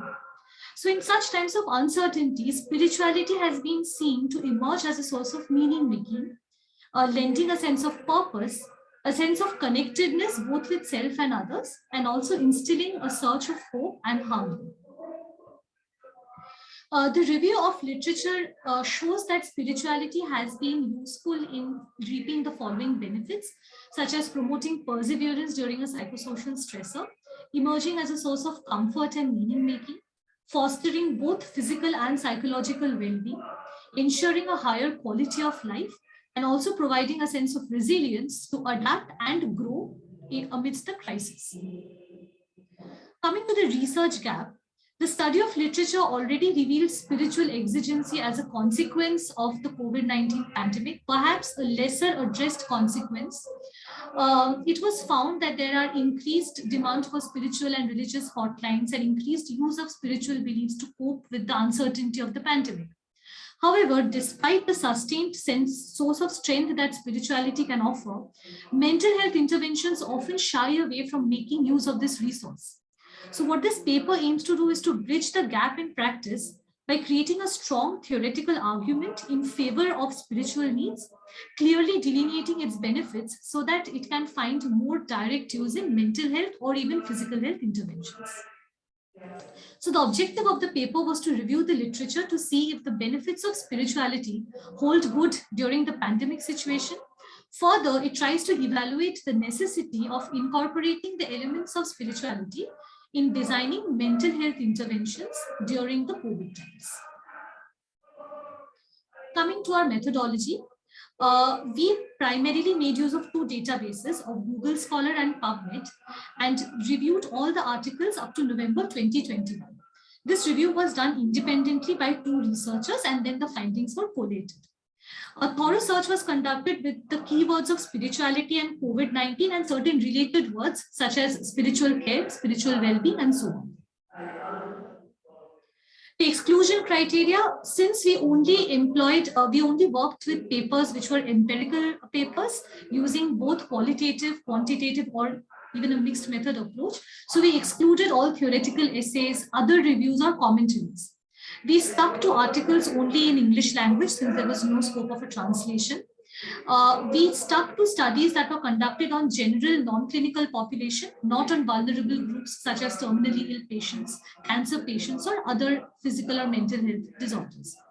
Also, we tried to limit our studies to those that conceptualize spirituality beyond religious rituals and or involvement with religious institutions and tried taking a more secular approach towards it. This is the flowchart that represents the stages of selection of articles. The major reasons for exclusion was articles that used spirituality as just another synonym for religion, and there were some studies for which the full paper was not available, which brought down our total list of included articles to 12. Coming to the data collection, after we finalized the articles, all three of us studied these articles independently. And some of the main data that we looked for in the article were the author, year of publication, the kind of methodology, the operational definition of spirituality, and the outcome of the study. Then a consensus meeting was held to compare the data amongst the three researchers to minimize inconsistencies. Coming to the results and discussion, the final 12 studies included in the review covered various geographical locations across 9 countries. While a majority of the studies followed a quantitative methodology, we had one study which was qualitative in nature and one which employed a mixed method approach. The findings of the study, for ease of understanding, it was divided into 2 categories. The first one being the impact of spirituality on the general population and the other focusing exclusively on healthcare workers. Coming to the impact of spirituality on the general population, since spirituality was perceived as synonymous with religion in certain cases by the respondents, spirituality did emerge to be a source of fear and despair as well, apart from being a source of peace and hope for a majority of people. So individuals, despite their spiritual leanings, they were able to interpret COVID as a medical emergency or a scientific problem rather than seeing it as a vengeful act of God. So spirituality was not related causally to COVID, but it did emerge as a consequence or a source of respite in dealing with COVID. Some sought solace in it during crisis and used it as a meaning-making vehicle and experienced lower levels of perceived fear of the virus. So spirituality operated at two levels. The first one, the impact was restricted to coronavirus related fear and anxiety, where it alleviated the fear and it emerged as a source of hope and resilience. At the second level, spirituality also transcended beyond the purview of the fear and anxiety and affected the holistic quality of life. So it mitigated the relationship between the coronavirus stress and subjective well-being, leading to better subjective quality of life. Certain constructs of spirituality, such as awe, meaning of life, hope, and optimism, contributed significantly to a better quality of life, even in a secular country. In the context of healthcare workers, spirituality again became a source of strength as well as a source of confusion. So during the isolation period of patients, doctors and nurses were found to be dealing with a lot of end-of-life issues, given the humongous losses they were seeing around them. So in these cases, they often found themselves incapable of rendering the spiritual support towards their patients or answering spiritual questions, probably due to lack of training, which in turn led to feelings of guilt and helplessness. On the brighter side, spirituality also became a source of Miss faith. Polemy, Yes, a sir. reminder, 2 minutes, please. Yes, sir, sure. I'm just finished right now. So on the brighter side, spirituality also became a source of faith and hope, countering the anxiety and fear related to COVID, even in healthcare workers. It also lent a sense of purpose, not only to their life, but also to their work, and fostered a sense of interconnectedness within the doctor or nurse fraternity. So in conclusion, spirituality emerged as a buffer against the anxiety and fear of the virus, preserving mental health and fostering a holistic sense of well-being across different populations. And among healthcare workers, it helped them refill their cup of compassion and create more meaningful relationships. There were a couple of limitations in the study, such as there was methodological heterogeneity among the studies. The pool of studies only included English language studies, and there were no checks to check the quality of the studies that were included. Implications, despite the protective role of spiritual well-being against COVID-related distress and loneliness, there are very few interventions which make practical use of spirituality. So basically, there's a two-pronged need that emerges from the study. One, which is a systematic training module in spirituality among healthcare professionals. And secondly, to create services such as even counseling and hotline services that include elements of spirituality. Thank you very much. These are my references. Wow, really wonderful presentation, Paulami, and wonderful research too. I mean, containing that your topic is very contemporary and recent. I mean, typically, you have all papers which are in 2020 and 2021. One suggestion I have is, would you like to try, I know it's IIT Kharagpur, would you like to try international libraries? I'll tell you mine, because now I know things in India have changed too, but in 2007, 8, 9, I visited Haifa University and Tel Aviv universities in Israel. And I found that the same IIT library in Mumbai gave me 49 papers, where there I got 999. So maybe try to have collaborations with international authors and then modify the paper. There are many other things like machine learning also can be applied to a literature review nowadays. So if you would like to try that, I mean, this is brilliant. I mean, really very well done. One another cause of concern is about the fact that they're unavailable. I mean, typically as a research scholar, we always say limited study or few studies are available, but unavailable is something maybe can be thought about. One question for you is then, typically if it's a literature review, what do you take further? You convert it to a quantitative analysis? What's your plan of action? Ma'am, actually, we were thinking of turning it into a qualitative analysis, particularly among healthcare workers, because the issue is quite current and it's still going on given the constant modifications of the COVID virus. So it doesn't seem like the challenge is going to end anytime soon. And I also feel like the experience of spirituality is quite a nuanced phenomena. So qualitative research will help us tap into those nuances, which might be missed in, say, a quantitative research. Awesome. Sounds good. Thank you, ma'am. Ptolemy, I think it's an interesting paper. What I like that you looked at it from your own perspective, probably, that how spirituality works. So that is number one. Secondly, spirituality has been used for a long, long time. It is there are some topics in management literature, in business topics, which are overstated, such as loyalty. And there are some topics which are under-researched, and one of them is spirituality. It is called a soft management. And we know that soft management is something like soft HR, which managers do not like. So there is nothing called soft or hard as such. So I like the way you presented, but I also see that, as Dr. Samira was suggesting, that you may need to expand a little bit about your literature, and you probably have that capacity. Just speak to your librarian or your research support. I think that will help. If not, reach out to us, and we will be able to help you. I'm sure Dr. Samira and I would be more than happy to assist you. And we don't need a co-authorship, by the way. Also important that um, you have done well, so I don't want to go a long way. And by the way, I think the political leaders in your background are probably there in the opposition party because they are really trying hard. You got that right, sir.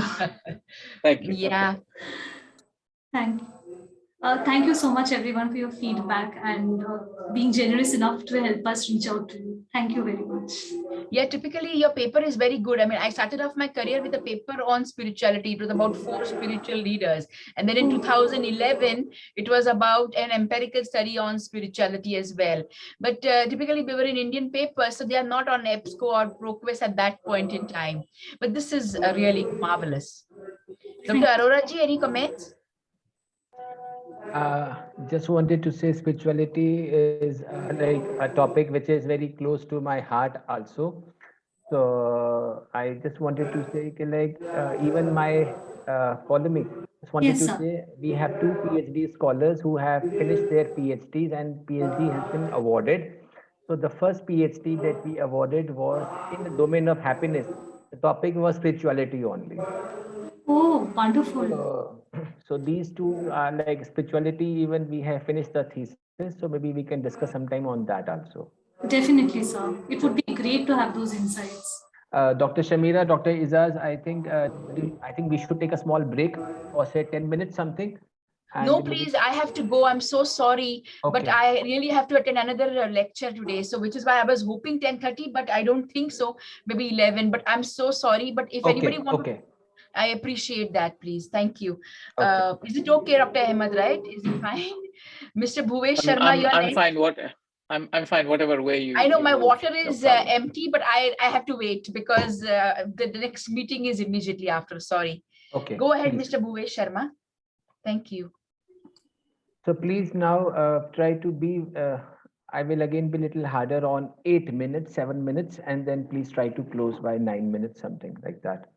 So just a question at the end, it will be one question from maybe one judge, and then that's all we can move forward. We can move faster then on that level to just be on the safer side.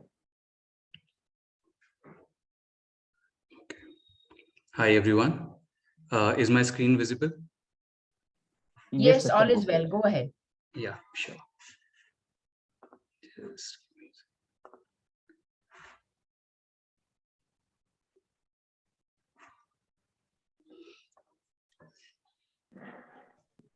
Hello, everyone. Good evening and namaste. My name is Bhuvnesh Sharma. I lead Eastern Philosophy and Wellbeing Department at Tatsam, which is a mental well-being company for working professionals. And today I want to share some interesting insights from a review study that we have conducted. And I'll keep up the vibe which Ms. Sen Gupta has left in her last presentation. So here it is. So Yoga Nidra for Stress and Anxiety Among Working Professionals, a literature review.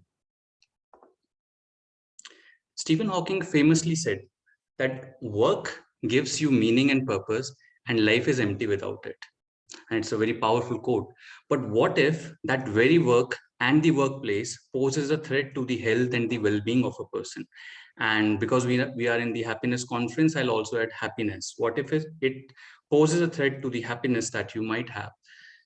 So in fact, there is a direct relationship between the level of meaning and purpose people derive in their work, which is directed to the kind of job satisfaction that they have. In fact, job satisfaction is also linked in a lot of studies with associated workplace stress.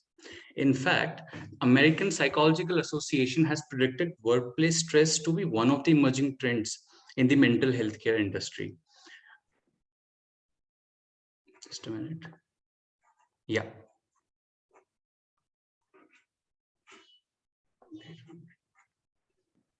Yeah, so a lot of statistics, even WHO statistics have also pointed towards how workplace stress, which is not only affecting individuals, it is also affecting the organizations. How? Because the way stress and anxiety affects people, it also affects their health. That leads to absenteeism, that leads to loss of productivity. And WHO has given a stats where organizations are suffering a lot of economic loss due to that.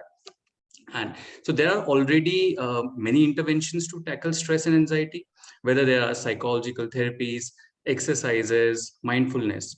I personally believe Eastern practices have a lot to offer in this regard. In fact, in search of an equal access coping tactics which are easy to deliver, yoga nidra seems to be a good candidate for from the yogic treasure. So yoga nidra is a technique in the yoga system that induces complete physical, mental, and emotional relaxation. The practice of yoga nidra stands at the threshold of being awake and simultaneously experiencing the depth of relaxation and nourishment of deep sleep. So the question was, what was the need of this intervention? Already there's a lot of research done on yoga, and yoga consists of asanas, pranayama, dhyana. Yoga nidra is one of that technique that has been picked from yoga, and yoga nidra has appeared to be a promising candidate, and we'll get to know how. Before we quickly move towards the rationale for the study, let's quickly see what kind of steps are there in Yoga Nidra. So Yoga Nidra is a 10-minute or a 30-minute or a 90-minute a practice, which has these 8 steps. And if you will see these 8 steps, I'll just quickly go through the second step, which is that you take a resolve. And it has a lot of implications on the cognitive restructuring research that needs to happen for later. But that resolve part, the Sankalp part, where you take an affirmation that I will be happy, I will be less stressed, and similarly other. And then there is a process of rotation of your awareness. So a lot of people have confused Yoga Nidra with meditation. So meditation is an act of concentration on one object. Yoga Nidra qualifies a lot for working professionals. One of the reasons is because it is easy to deliver, and you take that in a supine relaxation position. Now, the rationale behind this study is that since many mindfulness-based techniques are quickly gaining popularity, Yoga Nidra seemed for us to be a good alternative. And we thought that we should scientifically evaluate the efficacy of Yoga Nidra. So we had 2 objectives in our mind. One was, does Yoga Nidra affect stress and anxiety in the working population?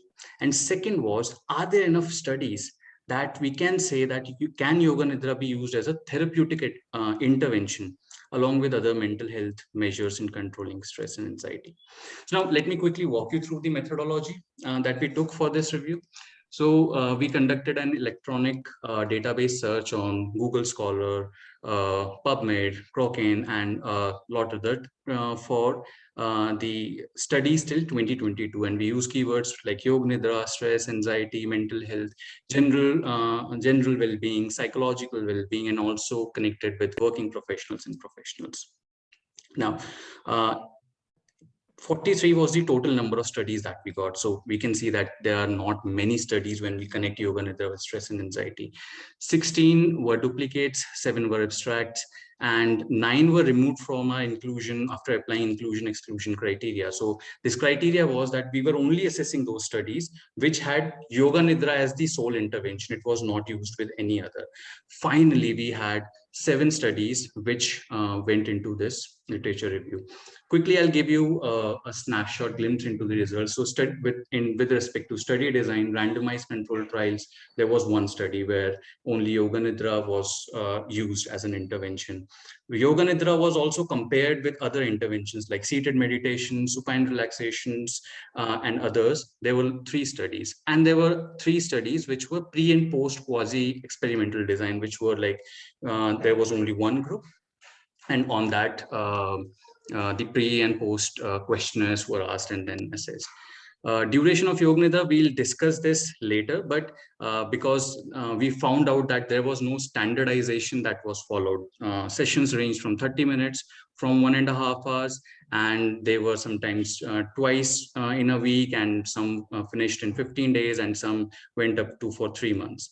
So it made sense for us to categorize this paper in the following ways: that to see Yoga Nidra in healthcare workers, Yoga Nidra in general working professionals, and Yoga Nidra in sports professionals.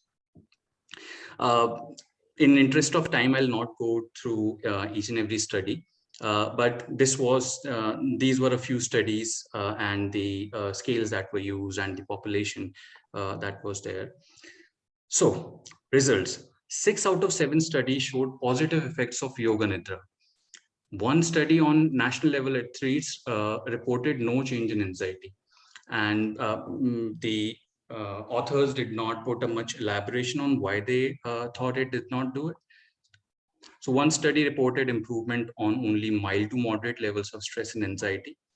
And one study on female veterans reported better results on PTSD, but no changes on anxiety levels.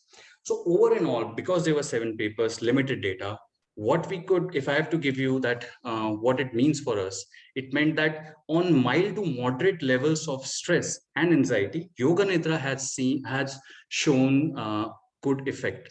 But when we talk about diseases or severe symptoms, let's say depression, then Yoga Nidra, firstly, the efficacy is not established, and it's also not researched much.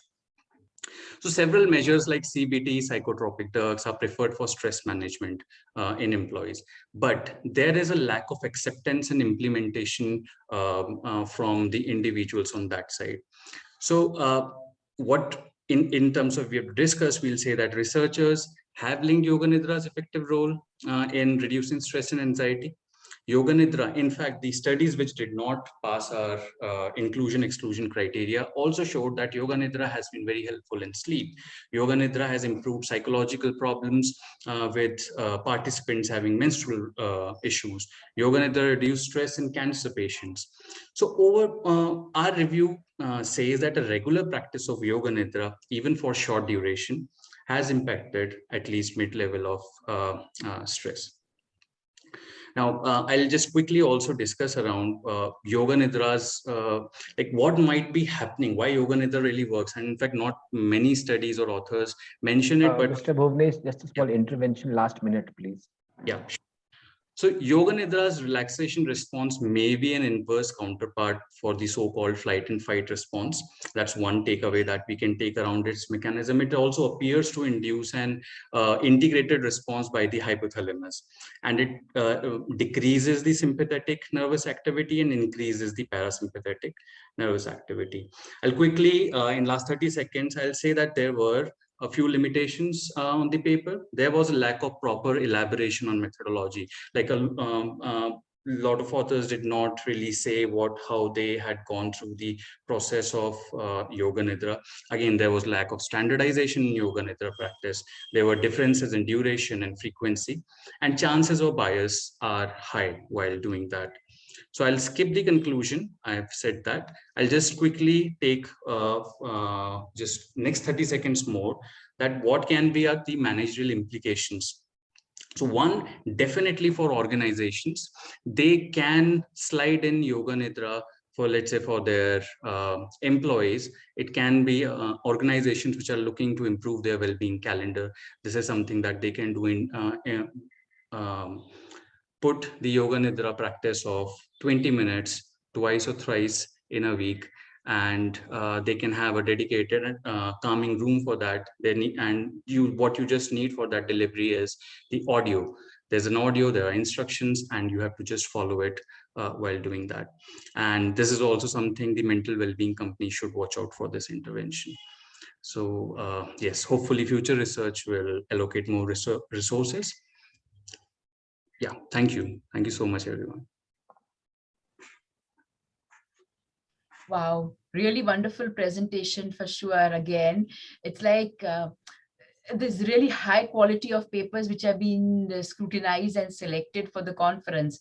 So that's appreciable. Of course, some of the work needs to be done on the paper itself, wherein for your research, for the abstract, typically just following the guidelines for an international publication, emphasizing more on the concept of yoga nidra, because that's a very Indian word and you're publishing in an international journal with Scopus Index. So that's another way. The other part is, are you looking at which kind of research are you looking at for this further work? What are the future directions? So there are two directions that we may be able to take. So one is a systematic review where we'll have to include a few more variables. And the second can be that a lot of interest is coming for yoga nidra, and nidra again means sleep, is coming towards the sleep, how yoga nidra can help you sleep better. So these are the two directions which we can take, but right now the research is limited. So yes, those are a few limitations. Okay, awesome. I don't have any comment. Excellent presentation. And I think it's an interesting topic.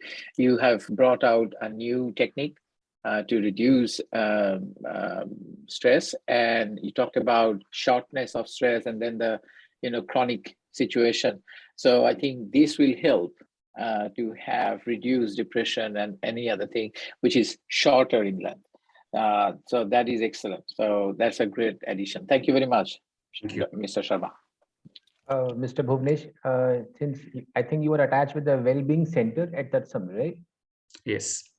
So just in short, can you just tell what is it doing? Yes, so Tatsam is a mental well-being company. So basically what we are focusing is on so the individual, the workplace stress that we are talking about. So we are trying to bring awareness around workplace stress. So we are reaching out to organizations and making this issue around mental health, sensitizing that issue, and also offering our solutions on what they can do for the well-being of their employees, and of course for the well-being of the organization. So are you all able to like train the people to do yoga nidra? Because yoga nidra is a very ancient technique. And fortunately, I also practice it. But the idea behind yoga nidra is that you have to be awake in your sleep. It's something like you should be hearing your snoring. That level of yoga nidra. You should be hearing your snoring. That is a deep sleep. Wakeful, you are wakeful while sleeping. Yes, yes. So that is a very deep idea, and I'm sure those who are practicing yoga nidra at your organization, they are the yogis. Because once you are awake while you are asleep, that is the highest a yogi can achieve. There is nothing beyond that. Yes, so yes. I can feel that because once you have that kind of experience, so I can feel that how it feels like. So I'm glad that you are doing it. Thank you so much. Thank you. Thank you so much. Yeah, Thank you, wonderful. everyone. Yeah, wonderful presentation again. Really keep up the good work. Next presenter we have is Miss Ishani Mazumdar. Yes, hello, ma'am. Good evening, ma'am. Hello. Yes, ma'am, I'm trying to share my screen.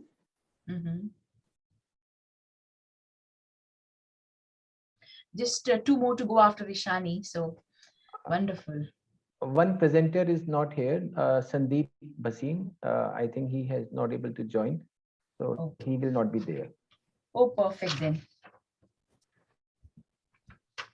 Hello, good evening, respected judges and all my fellow presenters. So this review paper has been written by me, Ishani Mazumdar, and my guide, Dr. Rita Konukar at Amity University, Kolkata. And the topic of my presentation is towards the second wave of positive organizational scholarship. So basically, it is an extension of the work by Tim Lomas and Itai Ibzan, who has written on second wave positive psychology, exploring the positive negative dialectics of well-being. So the constructs that they chose are the constructs that I'm going to discuss, but with respect to organizations. So basically, positive psychology as an antithesis of psychology as usual has moved towards the positives within human behavior, including behavior in the workplace. Well-being of employees has emerged as a major concern in organizations around the world, highlighting the Sorry to relevance of... Ishani, is your camera working, please? Or some issues are there? Yes, sir. Otherwise, it's okay. Am I visible now?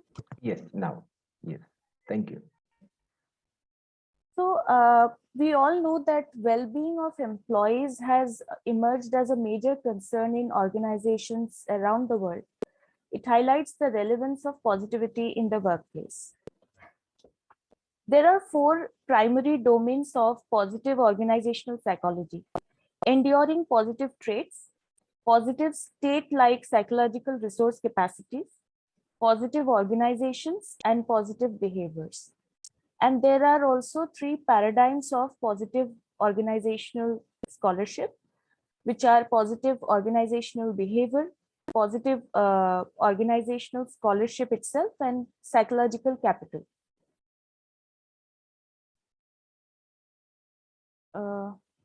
Excuse me, my screen is not moving.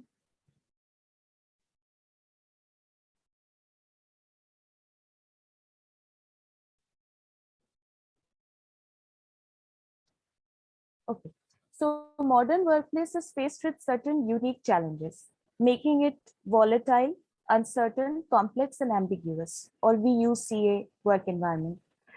There is cutthroat competition on a global scale. Simultaneously, we also have certain benefits like unrestrained flow of information all the time.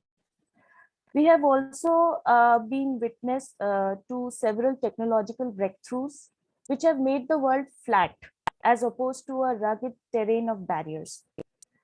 What is desirable in this unique environment is neither a sole focus or emphasis on fixing weaknesses, nor a sole preoccupation with finding strengths. So we need a dialectical nature of well-being. So this dialectical nature has been the current theme in positive psychology, called second wave positive psychology. So we can view this as psychology as usual, which is the thesis. The antithesis is first wave positive psychology, and the synthesis would be second wave positive psychology. And there is potential worth in considering how this trained in positive psychology can be applied to positive organizational scholarship. The objectives of my study are as follows. The purpose of the present critical review is to offer a glimpse of how and why the emerging second wave positive psychology can be extended to positive organizational scholarship. In order to serve the above purpose, 5 conceptual dichotomies have been explored in the light of empirical evidence. So first one is optimism versus pessimism. Optimism has been conceptualized either as dispositional optimism, that is an overall expectation about the occurrence of positive / negative events, that is the relative occurrence of positive or negative events. And the other way of conceptualizing optimism is as an explanatory style. That is, what is the characteristic way of explaining a negative event? How a person explains a negative event and a positive event. Optimism has been found to help in the management of distress and major life transitions. It is a sound predictor of physical and psychological health. Optimism contributes to adaptive social functioning, career planning, exploration, personal or career goals. It is positively correlated with self-efficacy and organizational commitment. However, findings concerning optimism's benefits are derived from correlational studies with no conclusion of causality.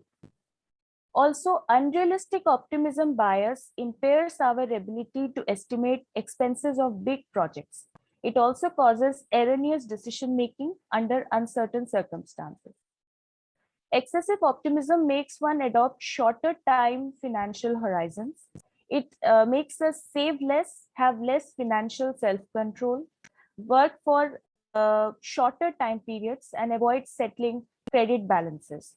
Optimists are found to be more effective in stable environments, whereas pessimists are more effective in unstable environments.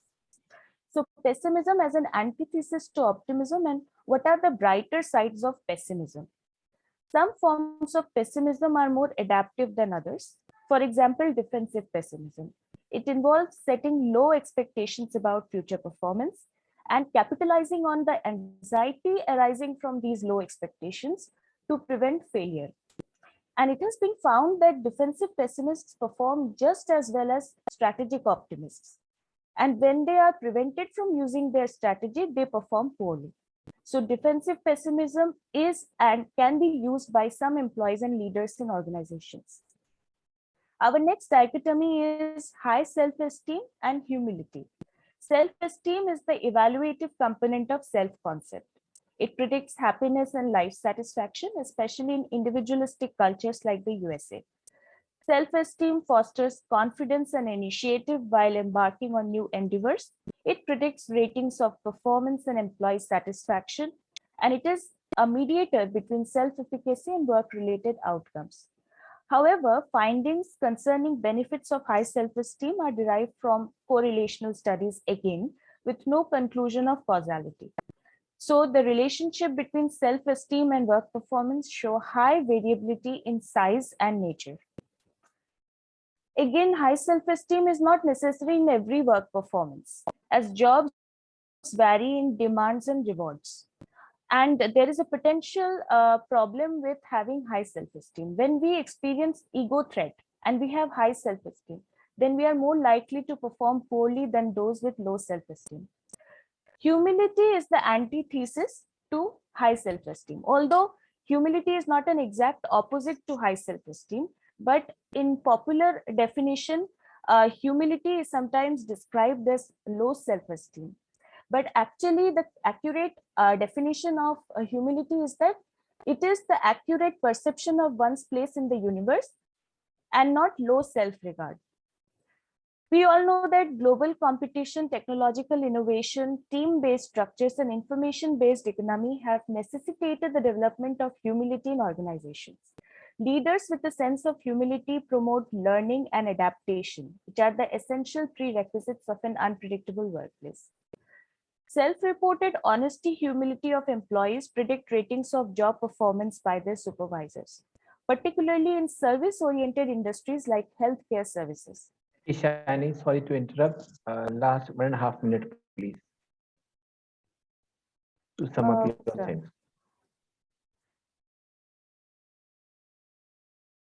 So I will go to the next dichotomy, which is between freedom and restrictiveness. Freedom or self-determination is considered as one of the essential ingredients of psychological well-being. But excessive freedom can be troubling. So freedom should always be coupled with responsibility. It should be a combination of self-control and spontaneity. Restrictiveness is the antithesis to freedom. Restrictiveness doesn't imply that we have to minimize choices, but there should be a balance between too much choices and too little choice. So because if we have too many choices, it can lead to a paradox of choice. So it can make us anxious or unequipped to think freely and make effective decisions. The next dichotomy is between forgiveness and anger. Forgiveness is, of course, a very important attribute. It is both beneficial to the giver and the receiver. However, employees may decipher leaders' forgiveness as emotional support, and when they feel like that, they may engage in extra role behaviors at the cost of violating core values of the organization. Anger is the antithesis to forgiveness. It is described as destructive, but anger has a brighter side. It is actually a moral emotion. It is in response to violation of moral norm, and it is not always selfish when it is used in third-party situations. Our final dichotomy is between happiness and sadness. Happiness is promoted everywhere in this conference as well. But there are two issues with happiness. First is, what kind of happiness do we want? So there are deeper forms of happiness and there are momentary pleasures. So we must be aware that the kind of happiness that we are seeking should be enduring.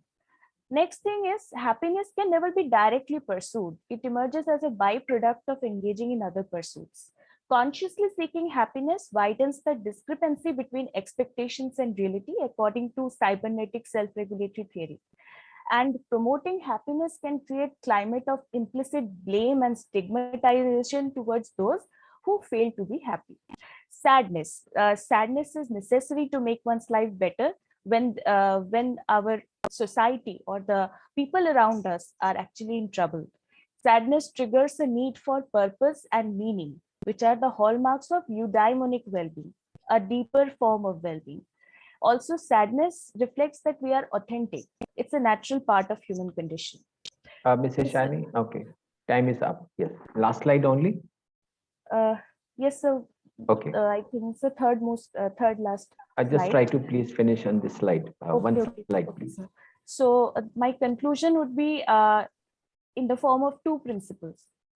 First is that it is difficult to classify phenomena as either positive or negative. So this is the principle of appraisal. And based on this principle, I would say that well-being stems from a complex interaction of light and dark aspects of life, which is the principle of complementarity. So there are two more slides. I think it's okay. They have seen your guides, your mentors have seen your papers, so they are well. They can just talk about it. Doctors, please.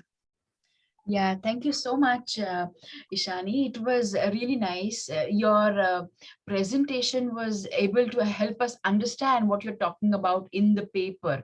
So your paper needs to be streamlined a bit as per the publication requirements of the journal, for sure. What did you actually get from this paper? I mean, apart from managerial implications, and what is your key findings? Ma'am, the key finding is that we need to have a more complex understanding of well-being. So the constructs that are apparently positive might not be positive in the long run, and the constructs that are apparently negative, they might turn out to be helpful in the long run, because every psychological attribute is very complex, and it is based on the context. So if a context demands us to be sad, and if for example grief or bereavement, so if we pressurize someone to forget the death of a person, that person will not be able to actually get over that loss. It will remain somewhere.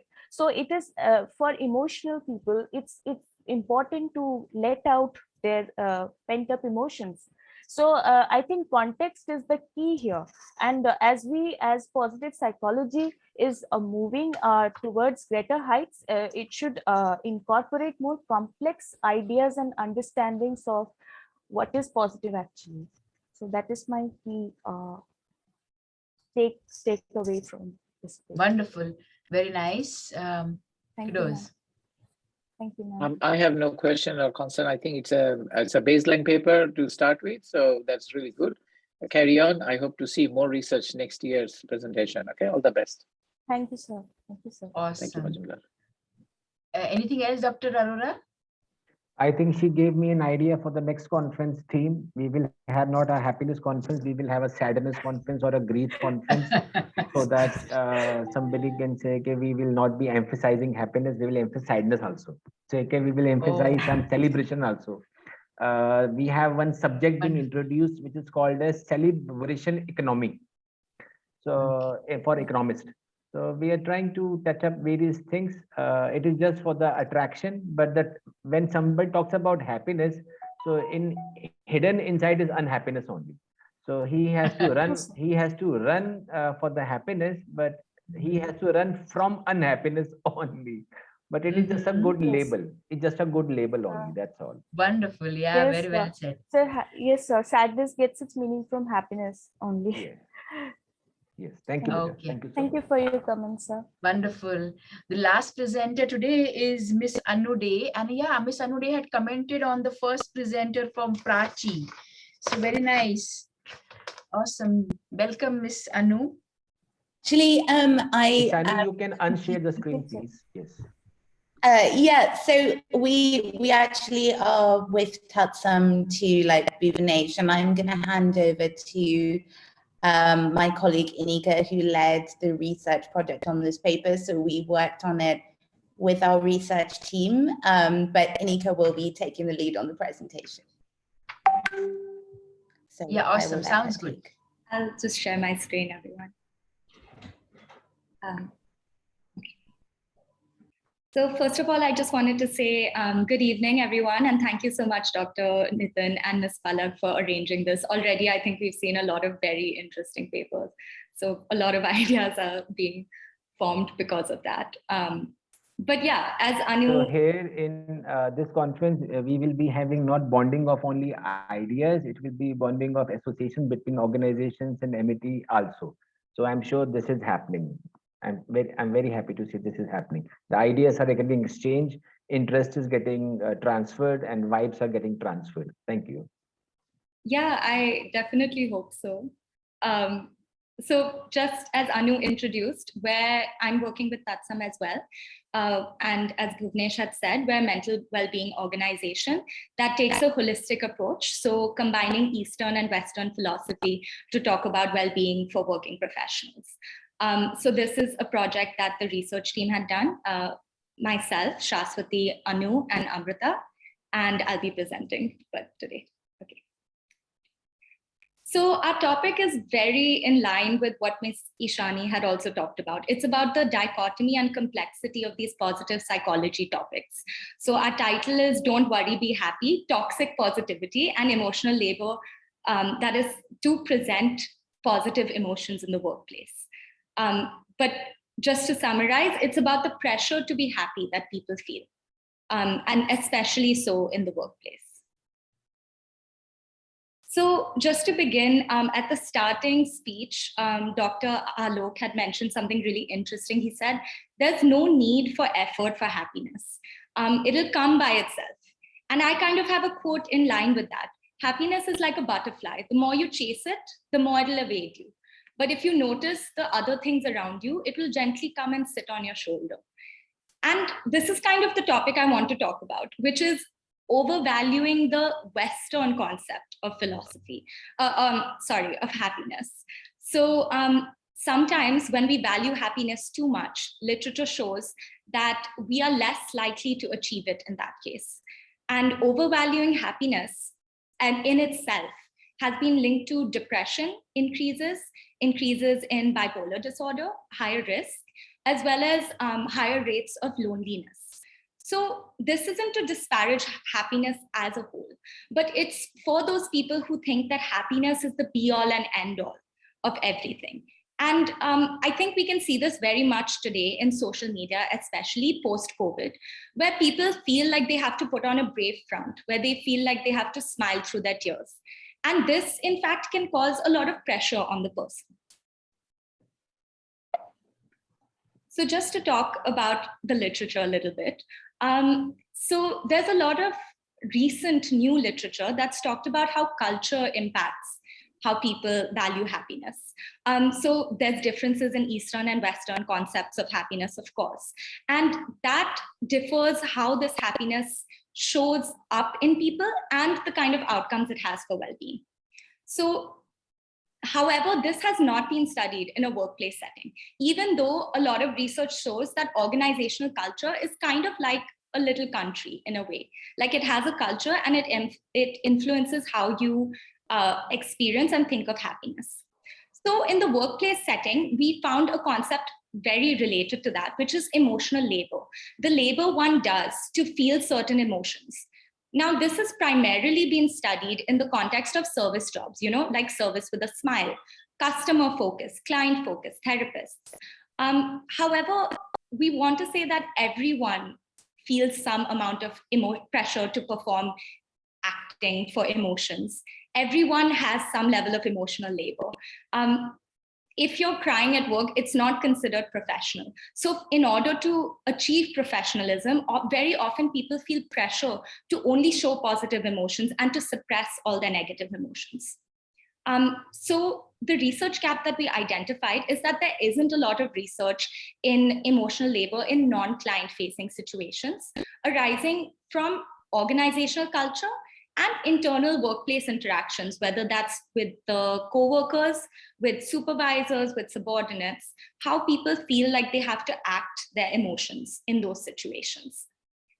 So because there isn't a lot of research, what we decided to do is an exploratory systematic review. The operationalization of the variable isn't 100% how we would have done it, but this is more exploratory to see what exists in current literature beyond client-facing roles for emotional labor. So as I said, our objective was to explore how employees' abilities to display positive emotions and suppress negative emotions beyond client interactions impacts their physical and mental well-being. So we used a systematic review methodology in line with PCOS, and we began by searching 7 databases. So that was PubMed, Google Scholar, SciTech, ProQuest, ScienceDirect, Scopus, and Web of Science. We initially began with 620 studies, removed duplicates, screened the papers for our inclusion and exclusion criteria. In the interest of time, I won't elaborate too much on our inclusion criteria, but primarily non-clinical adult samples in a workplace setting. And we laid a lot of emphasis on the operationalization of emotional labor.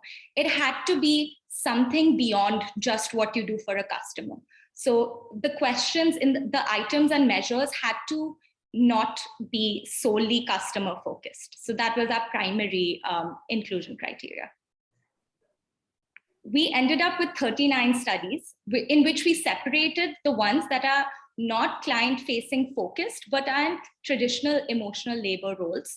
So that's teachers, service, people in service, people working in medical professionals, etc.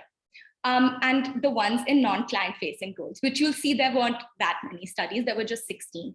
It spanned across countries, and most of them had both genders except for 2. Most were quantitative except for 2 that were mixed methods. So that was our final studies list. And just to summarize the results a little bit, what we found was that there were more adverse effects in the service sector, to be sure, than other non-client facing roles. So in the service sector, this kind of work to show happiness, to suppress negativity, did have more adverse outcomes, but perhaps, and this is going into the discussion, this is because you can't separate out the part that is client facing and the part that's non-client facing. But overall, we did find that regardless of which of the 2 it was, emotional dissonance and surface acting, that's when you pretend to show an emotion, was associated with low mental health, a lot of burnout, so cynicism and emotional exhaustion, feelings of inauthenticity, high negative affect, and lower positive affect. In physical symptoms, it was very closely linked to increased sleep disturbances and psychosomatic complaints. And as well as that, we found that there were a lot of factors that influenced this relationship that arose from our systematic review. So those themes included organizational climate and support, individual differences, how it affects your work and family, and etc. In a few studies, people looked at employee-focused emotional labor. So they found profiles for emotional labor that occurred both in terms of frequency and in terms of style of regulation. So some people regulate more, some people regulate less. Some people change how they're feeling and reframe their mind. So those are deep actors. And some are more likely to fake the emotion, which is surface level actors. So just going into our discussion a little bit, overall, emotional labor was associated with more negative outcomes, even in non-customer facing roles. As I mentioned, surface acting had a lot of negative mental health outcomes.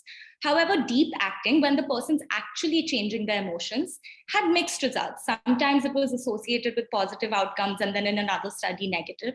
So inconsistent and a lot of non-significant results for that. We did find out of our research what arose and we didn't anticipate was that there are a lot of gender differences in what people expect from emotional labor. So women are more expected to perform these positive emotions usually, and they feel the brunt of this a lot more. And lastly, a theme that was very important to us that arose was that organizations very often act like mini collectivist cultures. There are a lot more emotional expression rules to be professional, and the way that an employee expresses emotions has importance for the organization more than the employee. So if an employee expresses themselves positively in line with what the organization wants, that links very closely to organizational goals. So as a result, there's a lot of pressure on the person to show the emotions that are warranted and to suppress the emotions that are not seen as professional. And this ties very closely to the happiness literature. As you can imagine, being in that kind of climate would put a lot of pressure on the person to feel happy, to show happiness, to be only happy. And just in general, post-COVID, that has been really difficult because a lot of people have had a lot of negative emotions. So it's not as simple now to be happy whenever as it maybe was pre-COVID. And maybe it never was, to be honest. So in terms of our limitations, just to touch on them, we did over-rely on published literature to some extent, using these databases, because these databases aren't as rich in gray literature and non-cited literature as much as they are in heavily cited literature. There was also a very big lack of consistency and variable operationalization. And this is mainly arising from the fact that it's such a young area of research. So the terms that people used were a little bit inconsistent, as well as the fact that there wasn't actually any research that separated the client-facing aspect of work. So we had to rely on ones that didn't focus on it. However, there was no research that actually removed it altogether. So our conclusion is that our preliminary evidence found that emotional labor can occur in all professions, and emotional labor arising from work culture and interpersonal interactions with co-workers, subordinates, and supervisors is also linked to adverse health, mental health and physical health outcomes. So what does this mean for organizations? So for organizations, especially now as they get more concerned about well-being, a lot of well-being interventions are happening. And a lot of these well-being interventions, like Ms. Ishani mentioned, are focused on positive psychology, about being happy, about pursuing happiness for personal and professional success. And one implication might be that organizations have to be a little bit more careful about how they do these well-being initiatives. There needs to be a emphasis of the importance of happiness. Perhaps instead it could be about life satisfaction or about balance of emotions. And rather than just working on the positive, well-being initiatives should also include training to teach healthier regulation strategies for negative emotions. So like I mentioned, the surface acting has a lot of adverse outcomes. Deep acting, when you actually do reappraisal, when you change your emotion, that seems to have less adverse impact. So perhaps organizations can invest in teaching people how to alter their emotions in a way that is a little bit more healthy. And finally, overall in organizational climate, organizations should work more to address the unnecessary expectations to show only positive emotions. And this is something that is cultural beyond the organization. With globalization and social media usage, it's becoming a lot more normal. But definitely, it's something that people need to be aware that that's not the most important thing in life. And in terms of future research directions, as we mentioned, this is a very young topic. So there's plethora of avenues for research. And it's actually a very exciting topic in that way.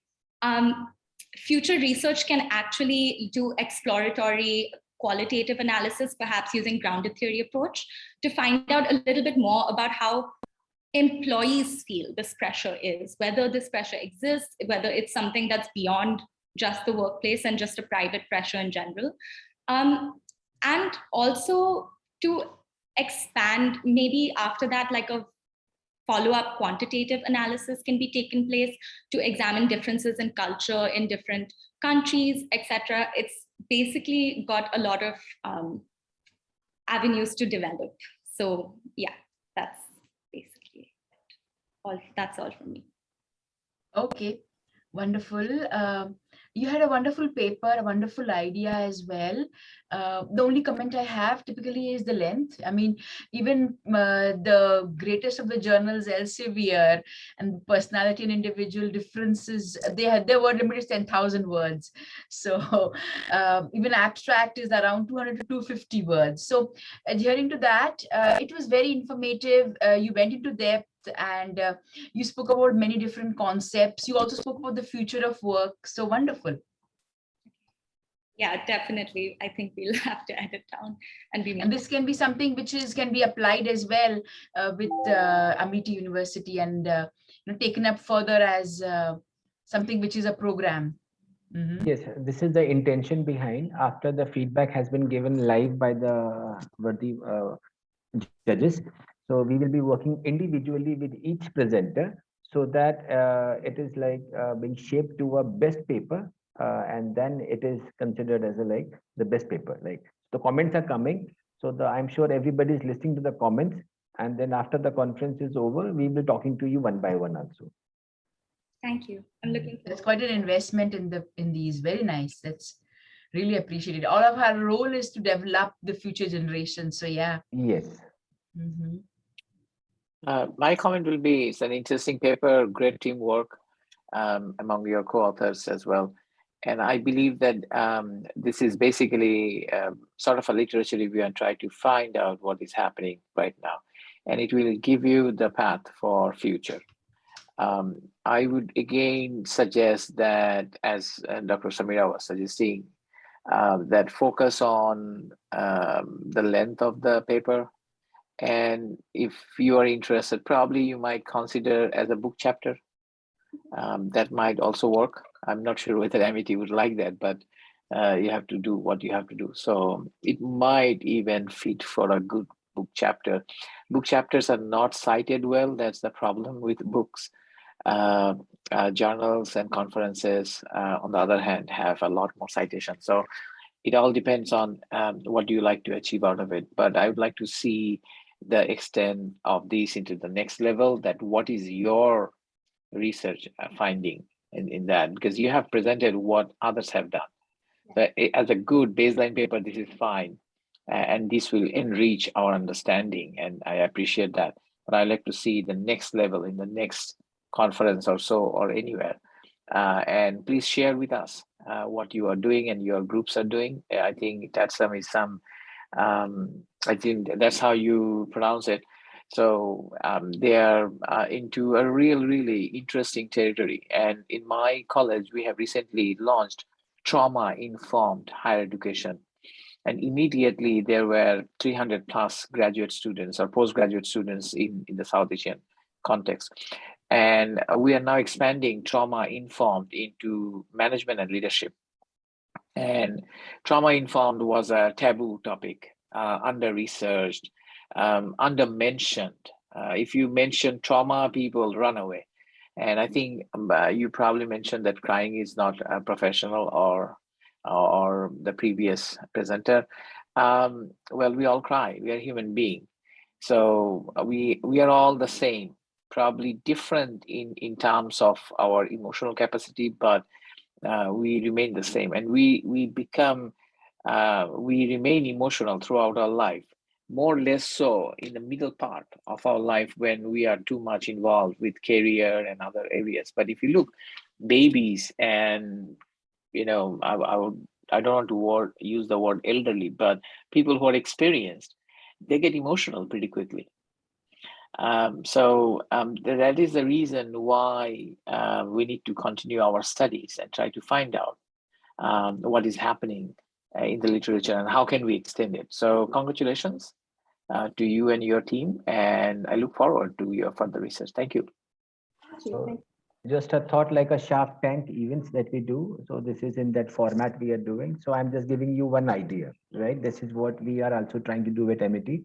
I'm also a proctor at MIT University.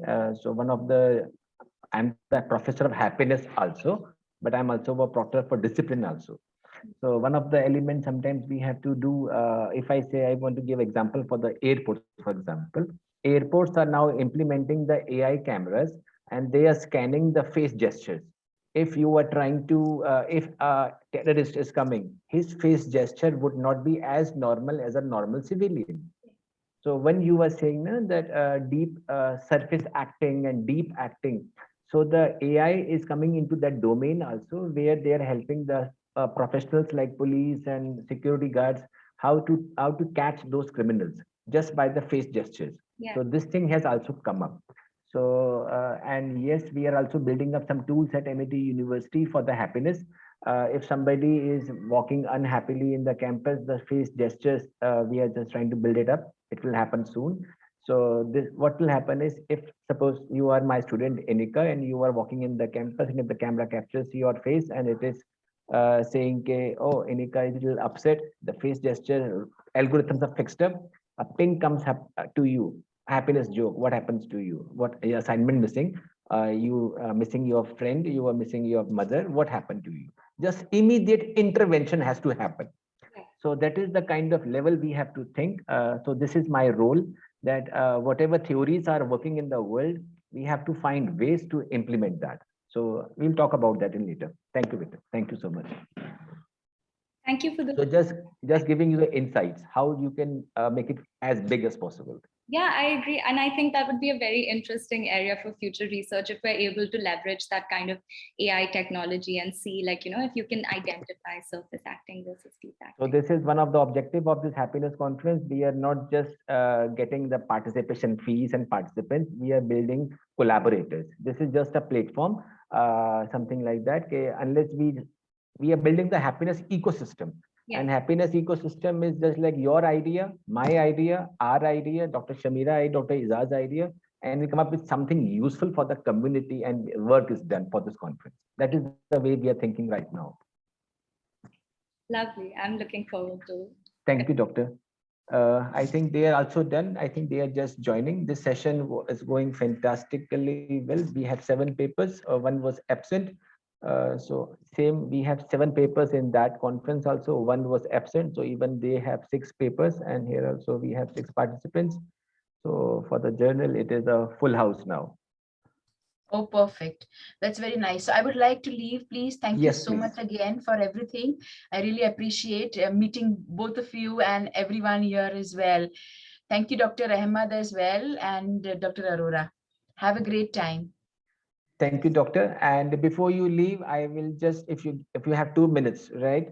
If you have just 2 minutes, I will just play that happiness song that we have created. I don't want my guests to leave without listening to that happiness creation songs that we make it at MIT University. We are not just professors teaching books also. We also make music, songs, and that kinds of work also we do. So just give me a second and I will just, 1 second. So sure, after too much of intellectual thoughts, you need to little unwind yourself also. We do events also. Soon you will get invitation for happiness events. All the participants. So we would be organizing Mr. and Miss Happiness events at MIT University, which is open for the community and for the corporates. We keep on doing. So here is coming one song for you all. I'm sure you are going to love that. Hindi में ही गाना हमने बनाया है. Lyrics are written by me. Then we have somebody else who is the singer, and then this is how we will move forward. 1 second. Okay, here you go. Just let me know if the voice is coming. IT team, just let me know if the voice is coming, please. It will just open up.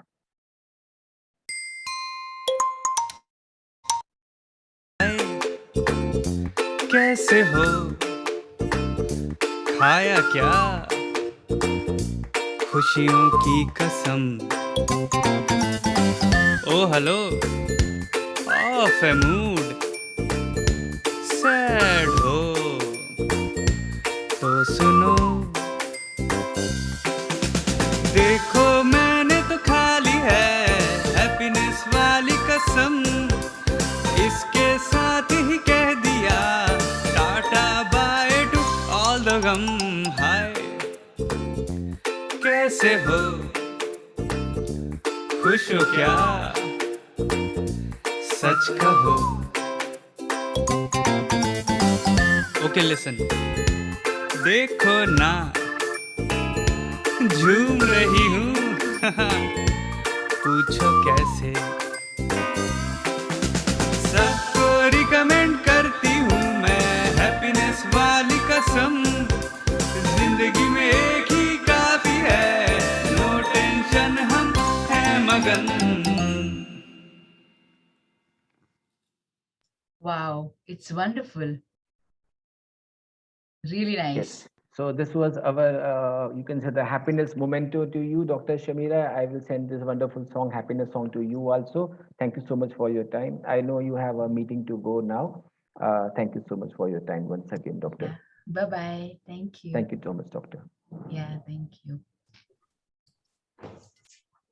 I'm expecting all of them will be just joining from the room number 2. They will be just joining. Thank you, Dr. Puneet, and there will be many more songs. In the meantime, Dr. Izaz, how did you like that song? I'm sure you have heard this song in the last event also, if I remember.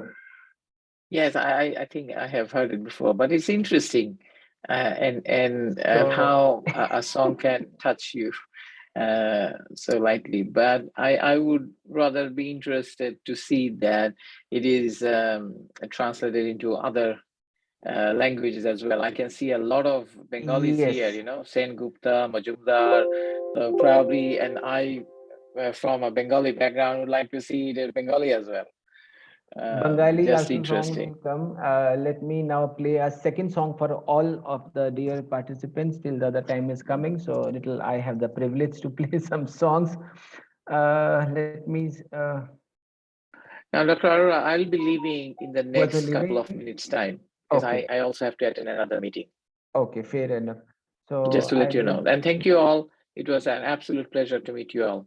Keep the great work going. Bye. Thank you so much, Dr. Izaz, and it was a pleasure having you. And I'm sure the presence of yours have given the kind of insights to these young scholars and the people who are working in this domain of happiness. And I'm sure with further interactions with our MIT University Center of Happiness, the paper of research will go further in a better format. And I'm sure all the participants have taken instructions, the insights and the inputs given by them in softer manner, in direct manner, in whichever manner they have, you have got the insights. But yes, we have taken notes of the insights, and you will be hearing from us very soon that how to make your paper finalized. This is the promise that we do at MIT University, that you can come like a kindergarten, but when you go, you are like a PhD, like that way. So we will be working on each paper systematically so that it is a well-designed paper. Thank you so much, Dr. Izaz, once again. Thank you. And also, so don't much. forget that, we are the only fortunate ones to come up to the point where we can, we have studied up to this level, and not many people in this world can say that, only less than 2%. So I would request that every time we go for a presentation, we look at the research, be constructive, be approachable, friendly, and help each other to go to the next level. I've been to a lot of conferences where literally the panel and the judges will tear the paper up and will suggest how bad they are. And sometimes the presenters will be in their tears, these are their babies. So I have, I think Polomi or someone was presenting the positive psychology. I can't remember who did that, my apologies. But I think it's very important to look at the better part of us and keep on supporting and take it to the next level. That's it pretty much. Okay. Right.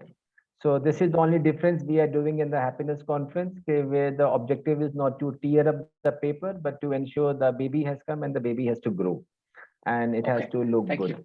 Thank you so Okay, much. I'll be leaving now. My 2 minutes is over. Bye-bye, everybody. Thank you so much, Professor Izaz. Thank you so much. Thank you. Dear participants, we are just hoping for the other participant to join, and then we will just give concluding remarks, and then maybe we all can leave. In the meantime, till people are joining, in case somebody want to give a small comment on the progress so far, your experience so far, it would be fantastic. Thank you so much.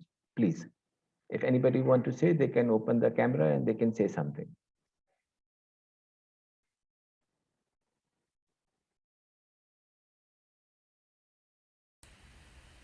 Sir, I'm very glad, and I have been receiving lot of support from you, even while submitting and other things. I didn't expect that I would present, but I'm grateful. Your support and encouragement has made me do this presentation. The idea is not only to, as you have rightly put out, I really wanted to work on this front from the medical, because this aspect is never been covered. And when I even discuss with psychiatrists, they say it is the psychology part, we are not related to that. So they don't even want to give inputs on it, because they also have not studied it. And they only want to intervene when there is a disease.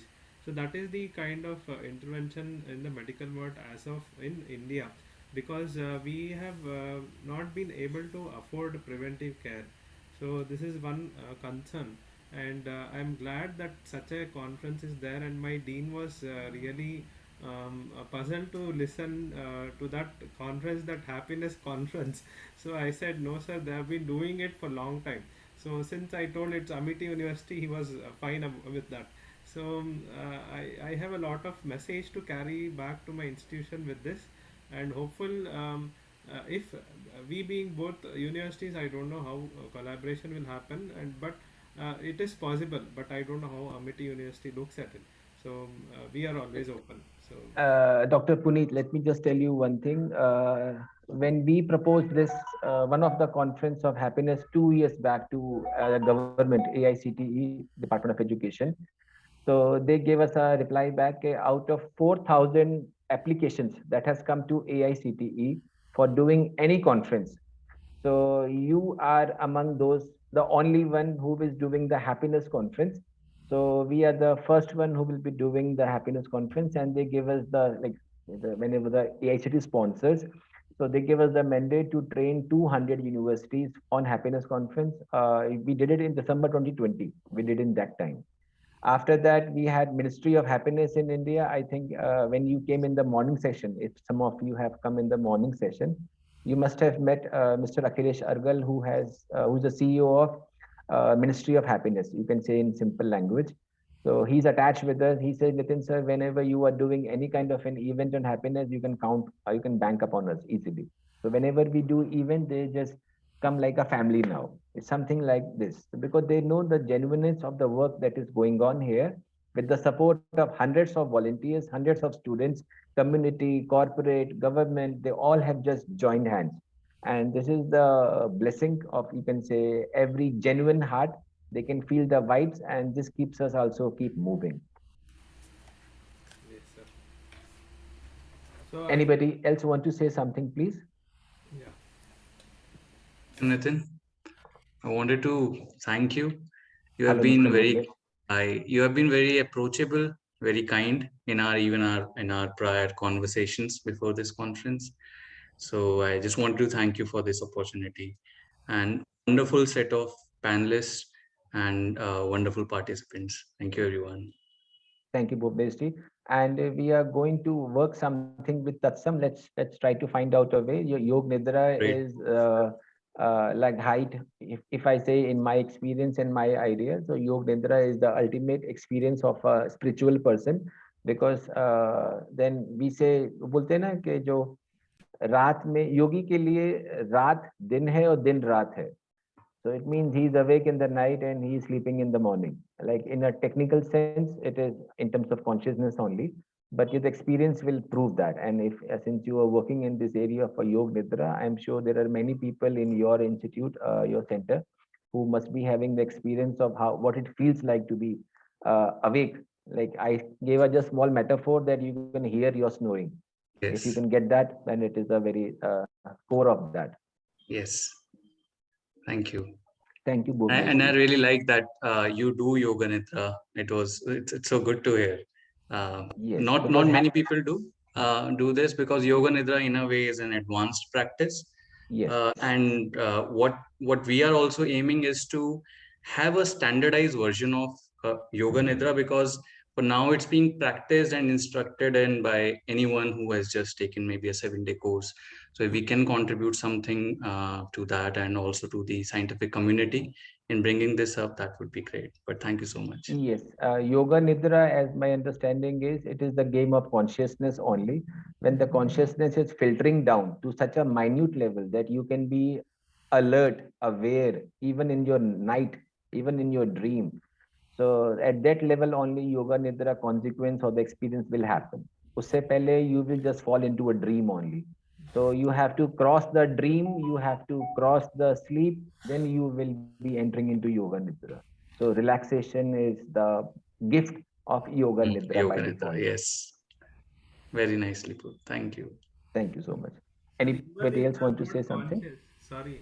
So even my experience, even if they're not conscious, people doing yoga nidra, they're very happy with that 20-minute session itself. So that gives so much relaxation. It completely cuts down all their thoughts. It's something. Okay. Yes. Okay. Yes, please.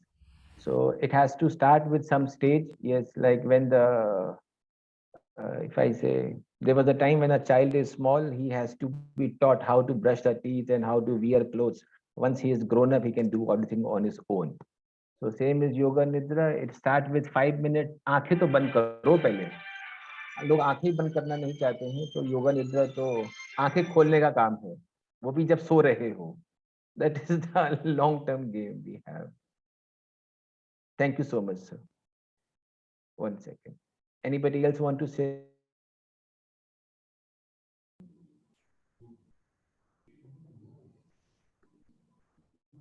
Dr. Aurora, we just wanted to, I'm Anu, and I just wanted to thank you. I think Bhuvanesh has already kind of expressed our thanks, but it was very generous of you to allow us to participate. And I think we were really excited by all of the papers that we saw.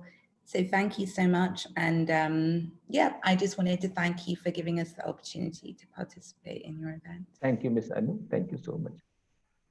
To add to Anu's, I just wanted to say, I really felt like, we were talking about Gurukul before the session happened. It really felt like that. There was a lot of rich feedback, and I think it will really help us take our paper forward and the topic. So thank you so much. Yes. Like happiness is like a chewing gum. We should not throw it out unless the juice is fully inside. So that is the concept of this happiness conference. It is not you present for 10 minutes, because I'm teaching for almost like 20 years. Yeah. So I have observed in various conferences, presentation happens. It's like zoom, zoom, zip, zap, zoom, something like that. You come and then you go. And then they will not talk further. They will not guide further. It is just blank emails coming up, no conversation happening. So the researcher is very unhappy. So we are working on researchers' happiness also at various dimensions. Yeah. Thank you so much. But we all stay connected now. The family will build upon with this conference, and we would be having one WhatsApp group that we will form it up for all the participants, those who have joined, and then the family will move on. Okay, amazing, amazing. Okay. Still, all the AICTE participants, we have 200 universities. They haven't left the group still. We did for 2 years back. So we have Ministry of Happiness, even all the participants are still in the WhatsApp group 1.5 years back. So this is the next event. I hope you all will stay together for as long as possible, because the journey is never ending of happiness one. It keeps every day growing only. I think we are on time. Anybody else want to say something, and then we can close. Let the other team will come on their own, and then they will close on their own time. Anybody want to say, and then we can say goodbye to each other. And I think you can have a dinner. It's dinner time. The stomach happiness also required, right? Thank you so much, sir, for the wonderful session. I just wanted to express my gratitude. Also, I disconnected for 5 to 10 minutes in the middle. When will we hear the judgment of the judges who were present here? Yes. After this, we have a 3-day conference. So the results will be announced on the 3rd day. I'm sure you have got all the links for the 3 days, right? Yes, sir. So you attend any sessions, but the valedictory session, we will be announcing all the names for the winners. So be there in that session also, and we will be announcing all the results of all the winners. Means the judgments of all the judges for all the conferences happening right now. So happiness is one of the conference. We have a conference going on different levels, but this is just one of the conference, one of the research paper presentations. Thank you so much, sir. Palak, everybody have joined from the room number 2? Yes, sir. Yes, Gauri Shankar here. Sir. So room number 1, if somebody want to leave, I think, or you want to stay back as per your convenience, we have discussed everything, and many of you have even discussed their points. Those of you who still want to stay back and they want to share their views, most welcome, please. We still have 10 minutes to go, something like that. Gauri Shankar sir, the presentation, I'm sure it went well, and Priyadarshan sir, you are also here. You also have joined back. So we are just taking the kind, should I say, experience of the participants, and then this. So if some participants want to share something, they can share their few points, like how they experience this thing. The happiness conference is not just presenting the paper and then you will be going. It will be like you will be getting further guidance to complete your paper, and then you will be publishing in the journal. As simple as that. If anybody want to say something, they can say, please. You can open the mic and the camera, and then you can say your thoughts. The participants. And sir, good to see you, sir, again. Yeah, good to see you indeed. So happiness conference this is one of the serious part of the happiness conference. So this is not just deep introspection. It is like grilling, like talking and the interaction, and then converting the paper into a real paper.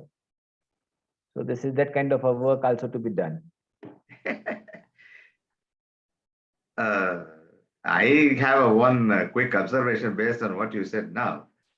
Now, yeah, all things, activities can be very serious, but they can also be associated with happiness. Why not?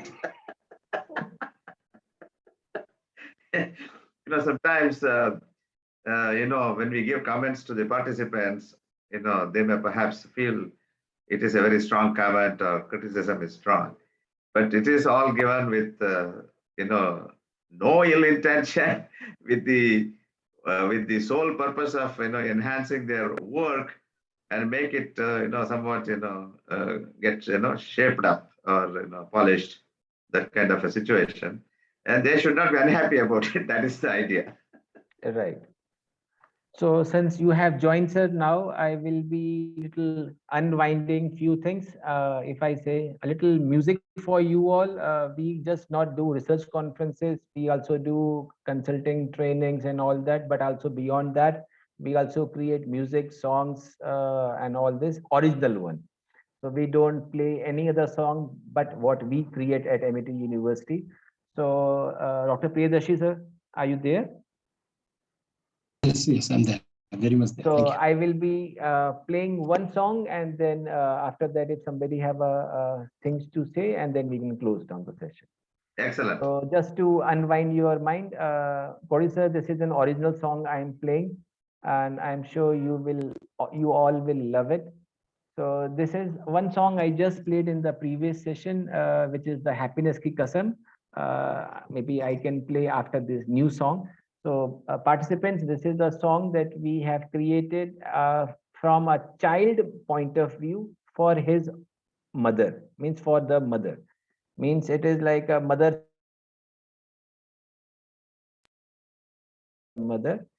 like just as a love song of the child for the mother. So here comes the song. Enjoy the song, please.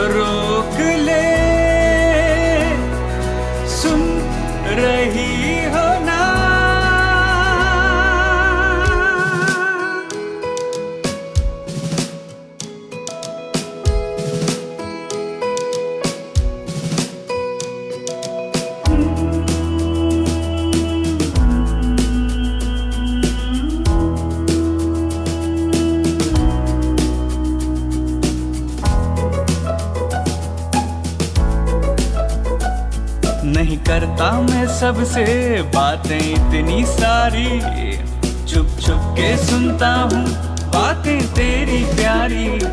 चलना सीखा मम्मा मैं थामे तेरी साड़ी, हंसना बोलना सीखे लफ्ज जो पाए तुझसे, प्यार सीखा है आँखों ही आँखों में, फिर बोलूं मैं क्यों ना बोलूंगा मैं बस माँ, बोलूंगा मैं माँ, दिल बोले है माँ,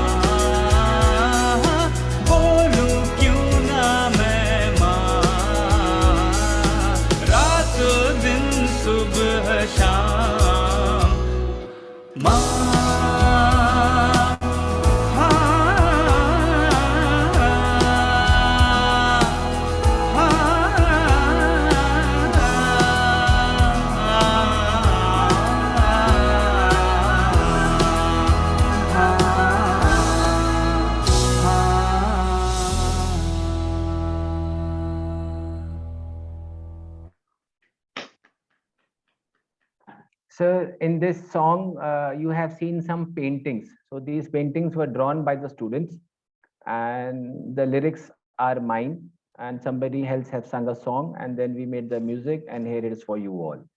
I have a suggestion for this. Sir, Can you sing the same, get it sung by somebody in classical Hindustani way? okay. We have to find Because somebody. Yes. Ma, the concept of Ma is such a lovely, very soft concept, which is fit for a tampura and tabla. And the tabla which gives you that effect of ma, ma,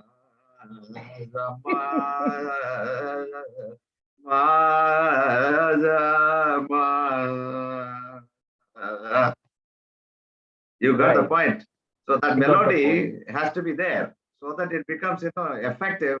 And all this jazz music, although okay, fitting for 2022, still our tradition and Hindustani music has a lovely value. Right. We will do that, sir. Since just I wanted to unwind your thing, because happiness conference is that never ends without the happiness songs and the happiness stuff also. We just don't think about the neurons, about the heart also is important. We don't live only for the neurons. We also have to take care of the One more There are thing. many songs. Yes. Yeah, I know.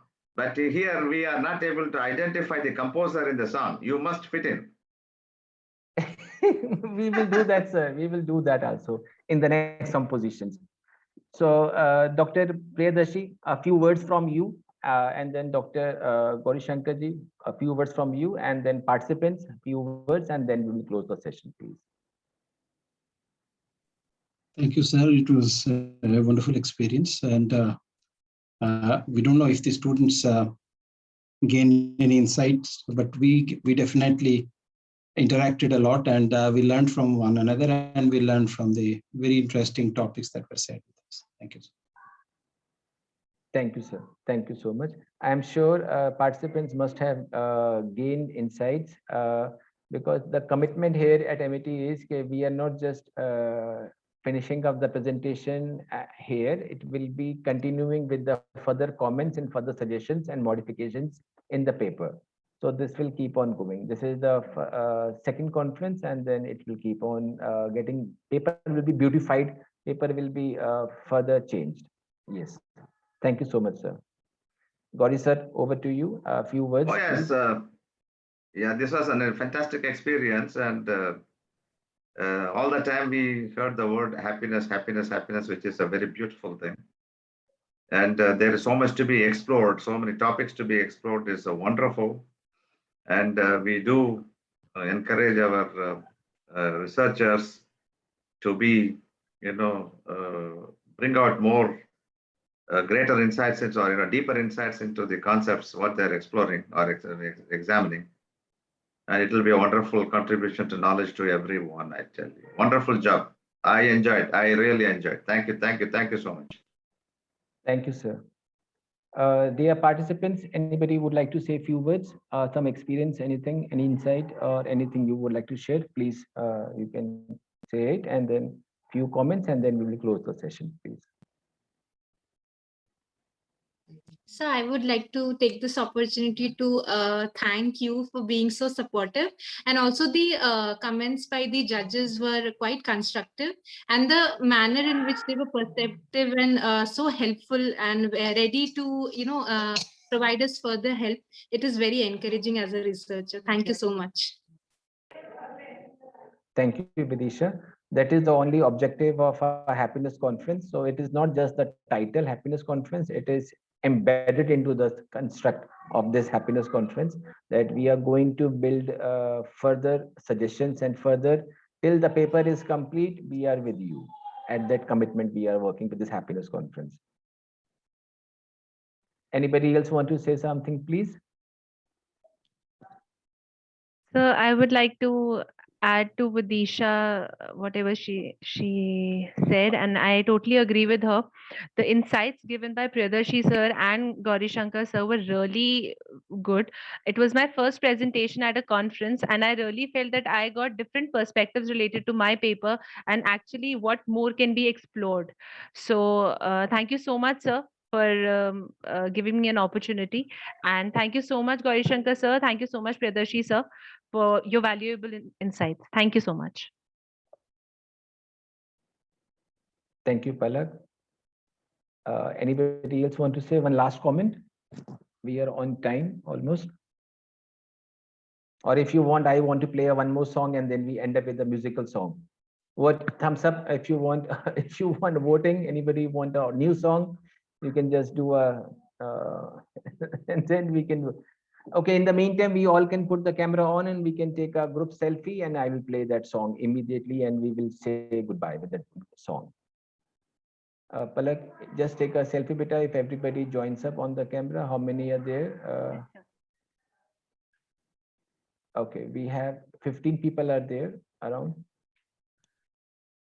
So Bhuvneshji, you must be enjoying the happiness song. So we are not just doing research, we are going in the heart also. So it's at that levels we are touching up now. Yeah.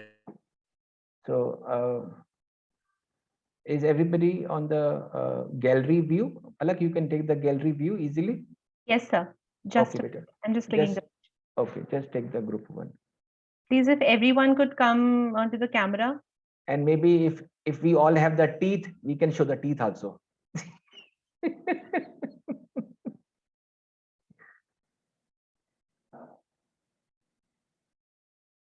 Those who don't have teeth, we can excuse them. No worries.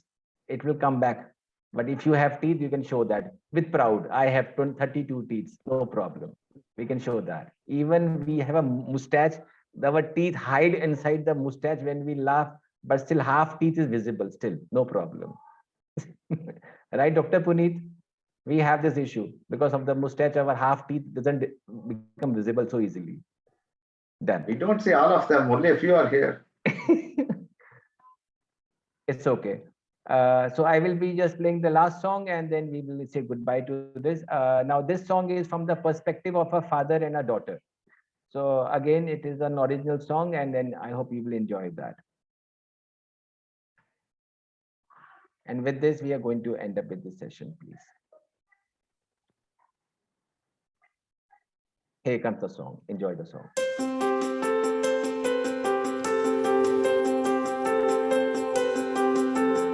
उठ जा बिटिया, उठ जाना बिटिया रानी, ओ मेरी बिटिया रानी, उठ जा, देख सुबह हो गई, जाग जा, नई सुबह छोड़ दे सपना, सोती है कितना, अब तू जग जा, होश में आ जा अब तू, सपने तुझको बहला रहे, देख तुझे वही रुला रहे, वापस फिर क्यों सो गई, सुन रही तू या नहीं, समझ ले सपनों की भाषा, जिंदगी है एक तमाशा, खोल के पंखों को उड़ जा, मेरे चेहरे की खुशी बन जा, सोचना क्या खोल के दिल, मौका है तू खुद से मिल, समझ ले बिटिया सपनों की भाषा, जिंदगी है एक तमाशा।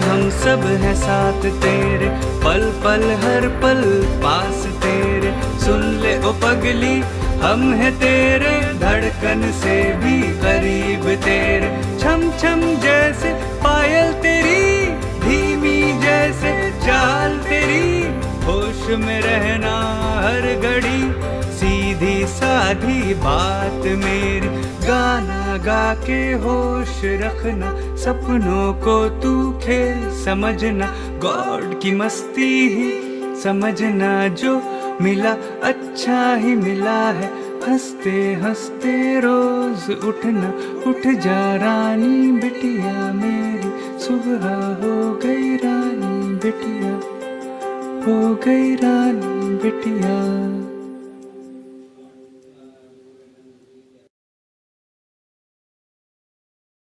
Here you go. So thank you everybody. Hope you like the song, and we see you soon at the valedictory session for the announcement of the award for this session.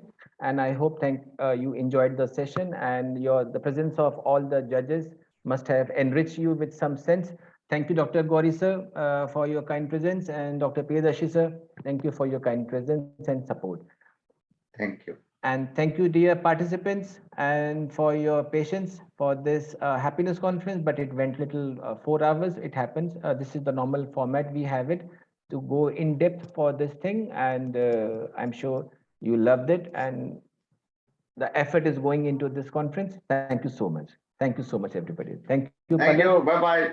Thank you, IT team, for your kind coordination. Thank you so much. Goodbye. Good night, please. Good night.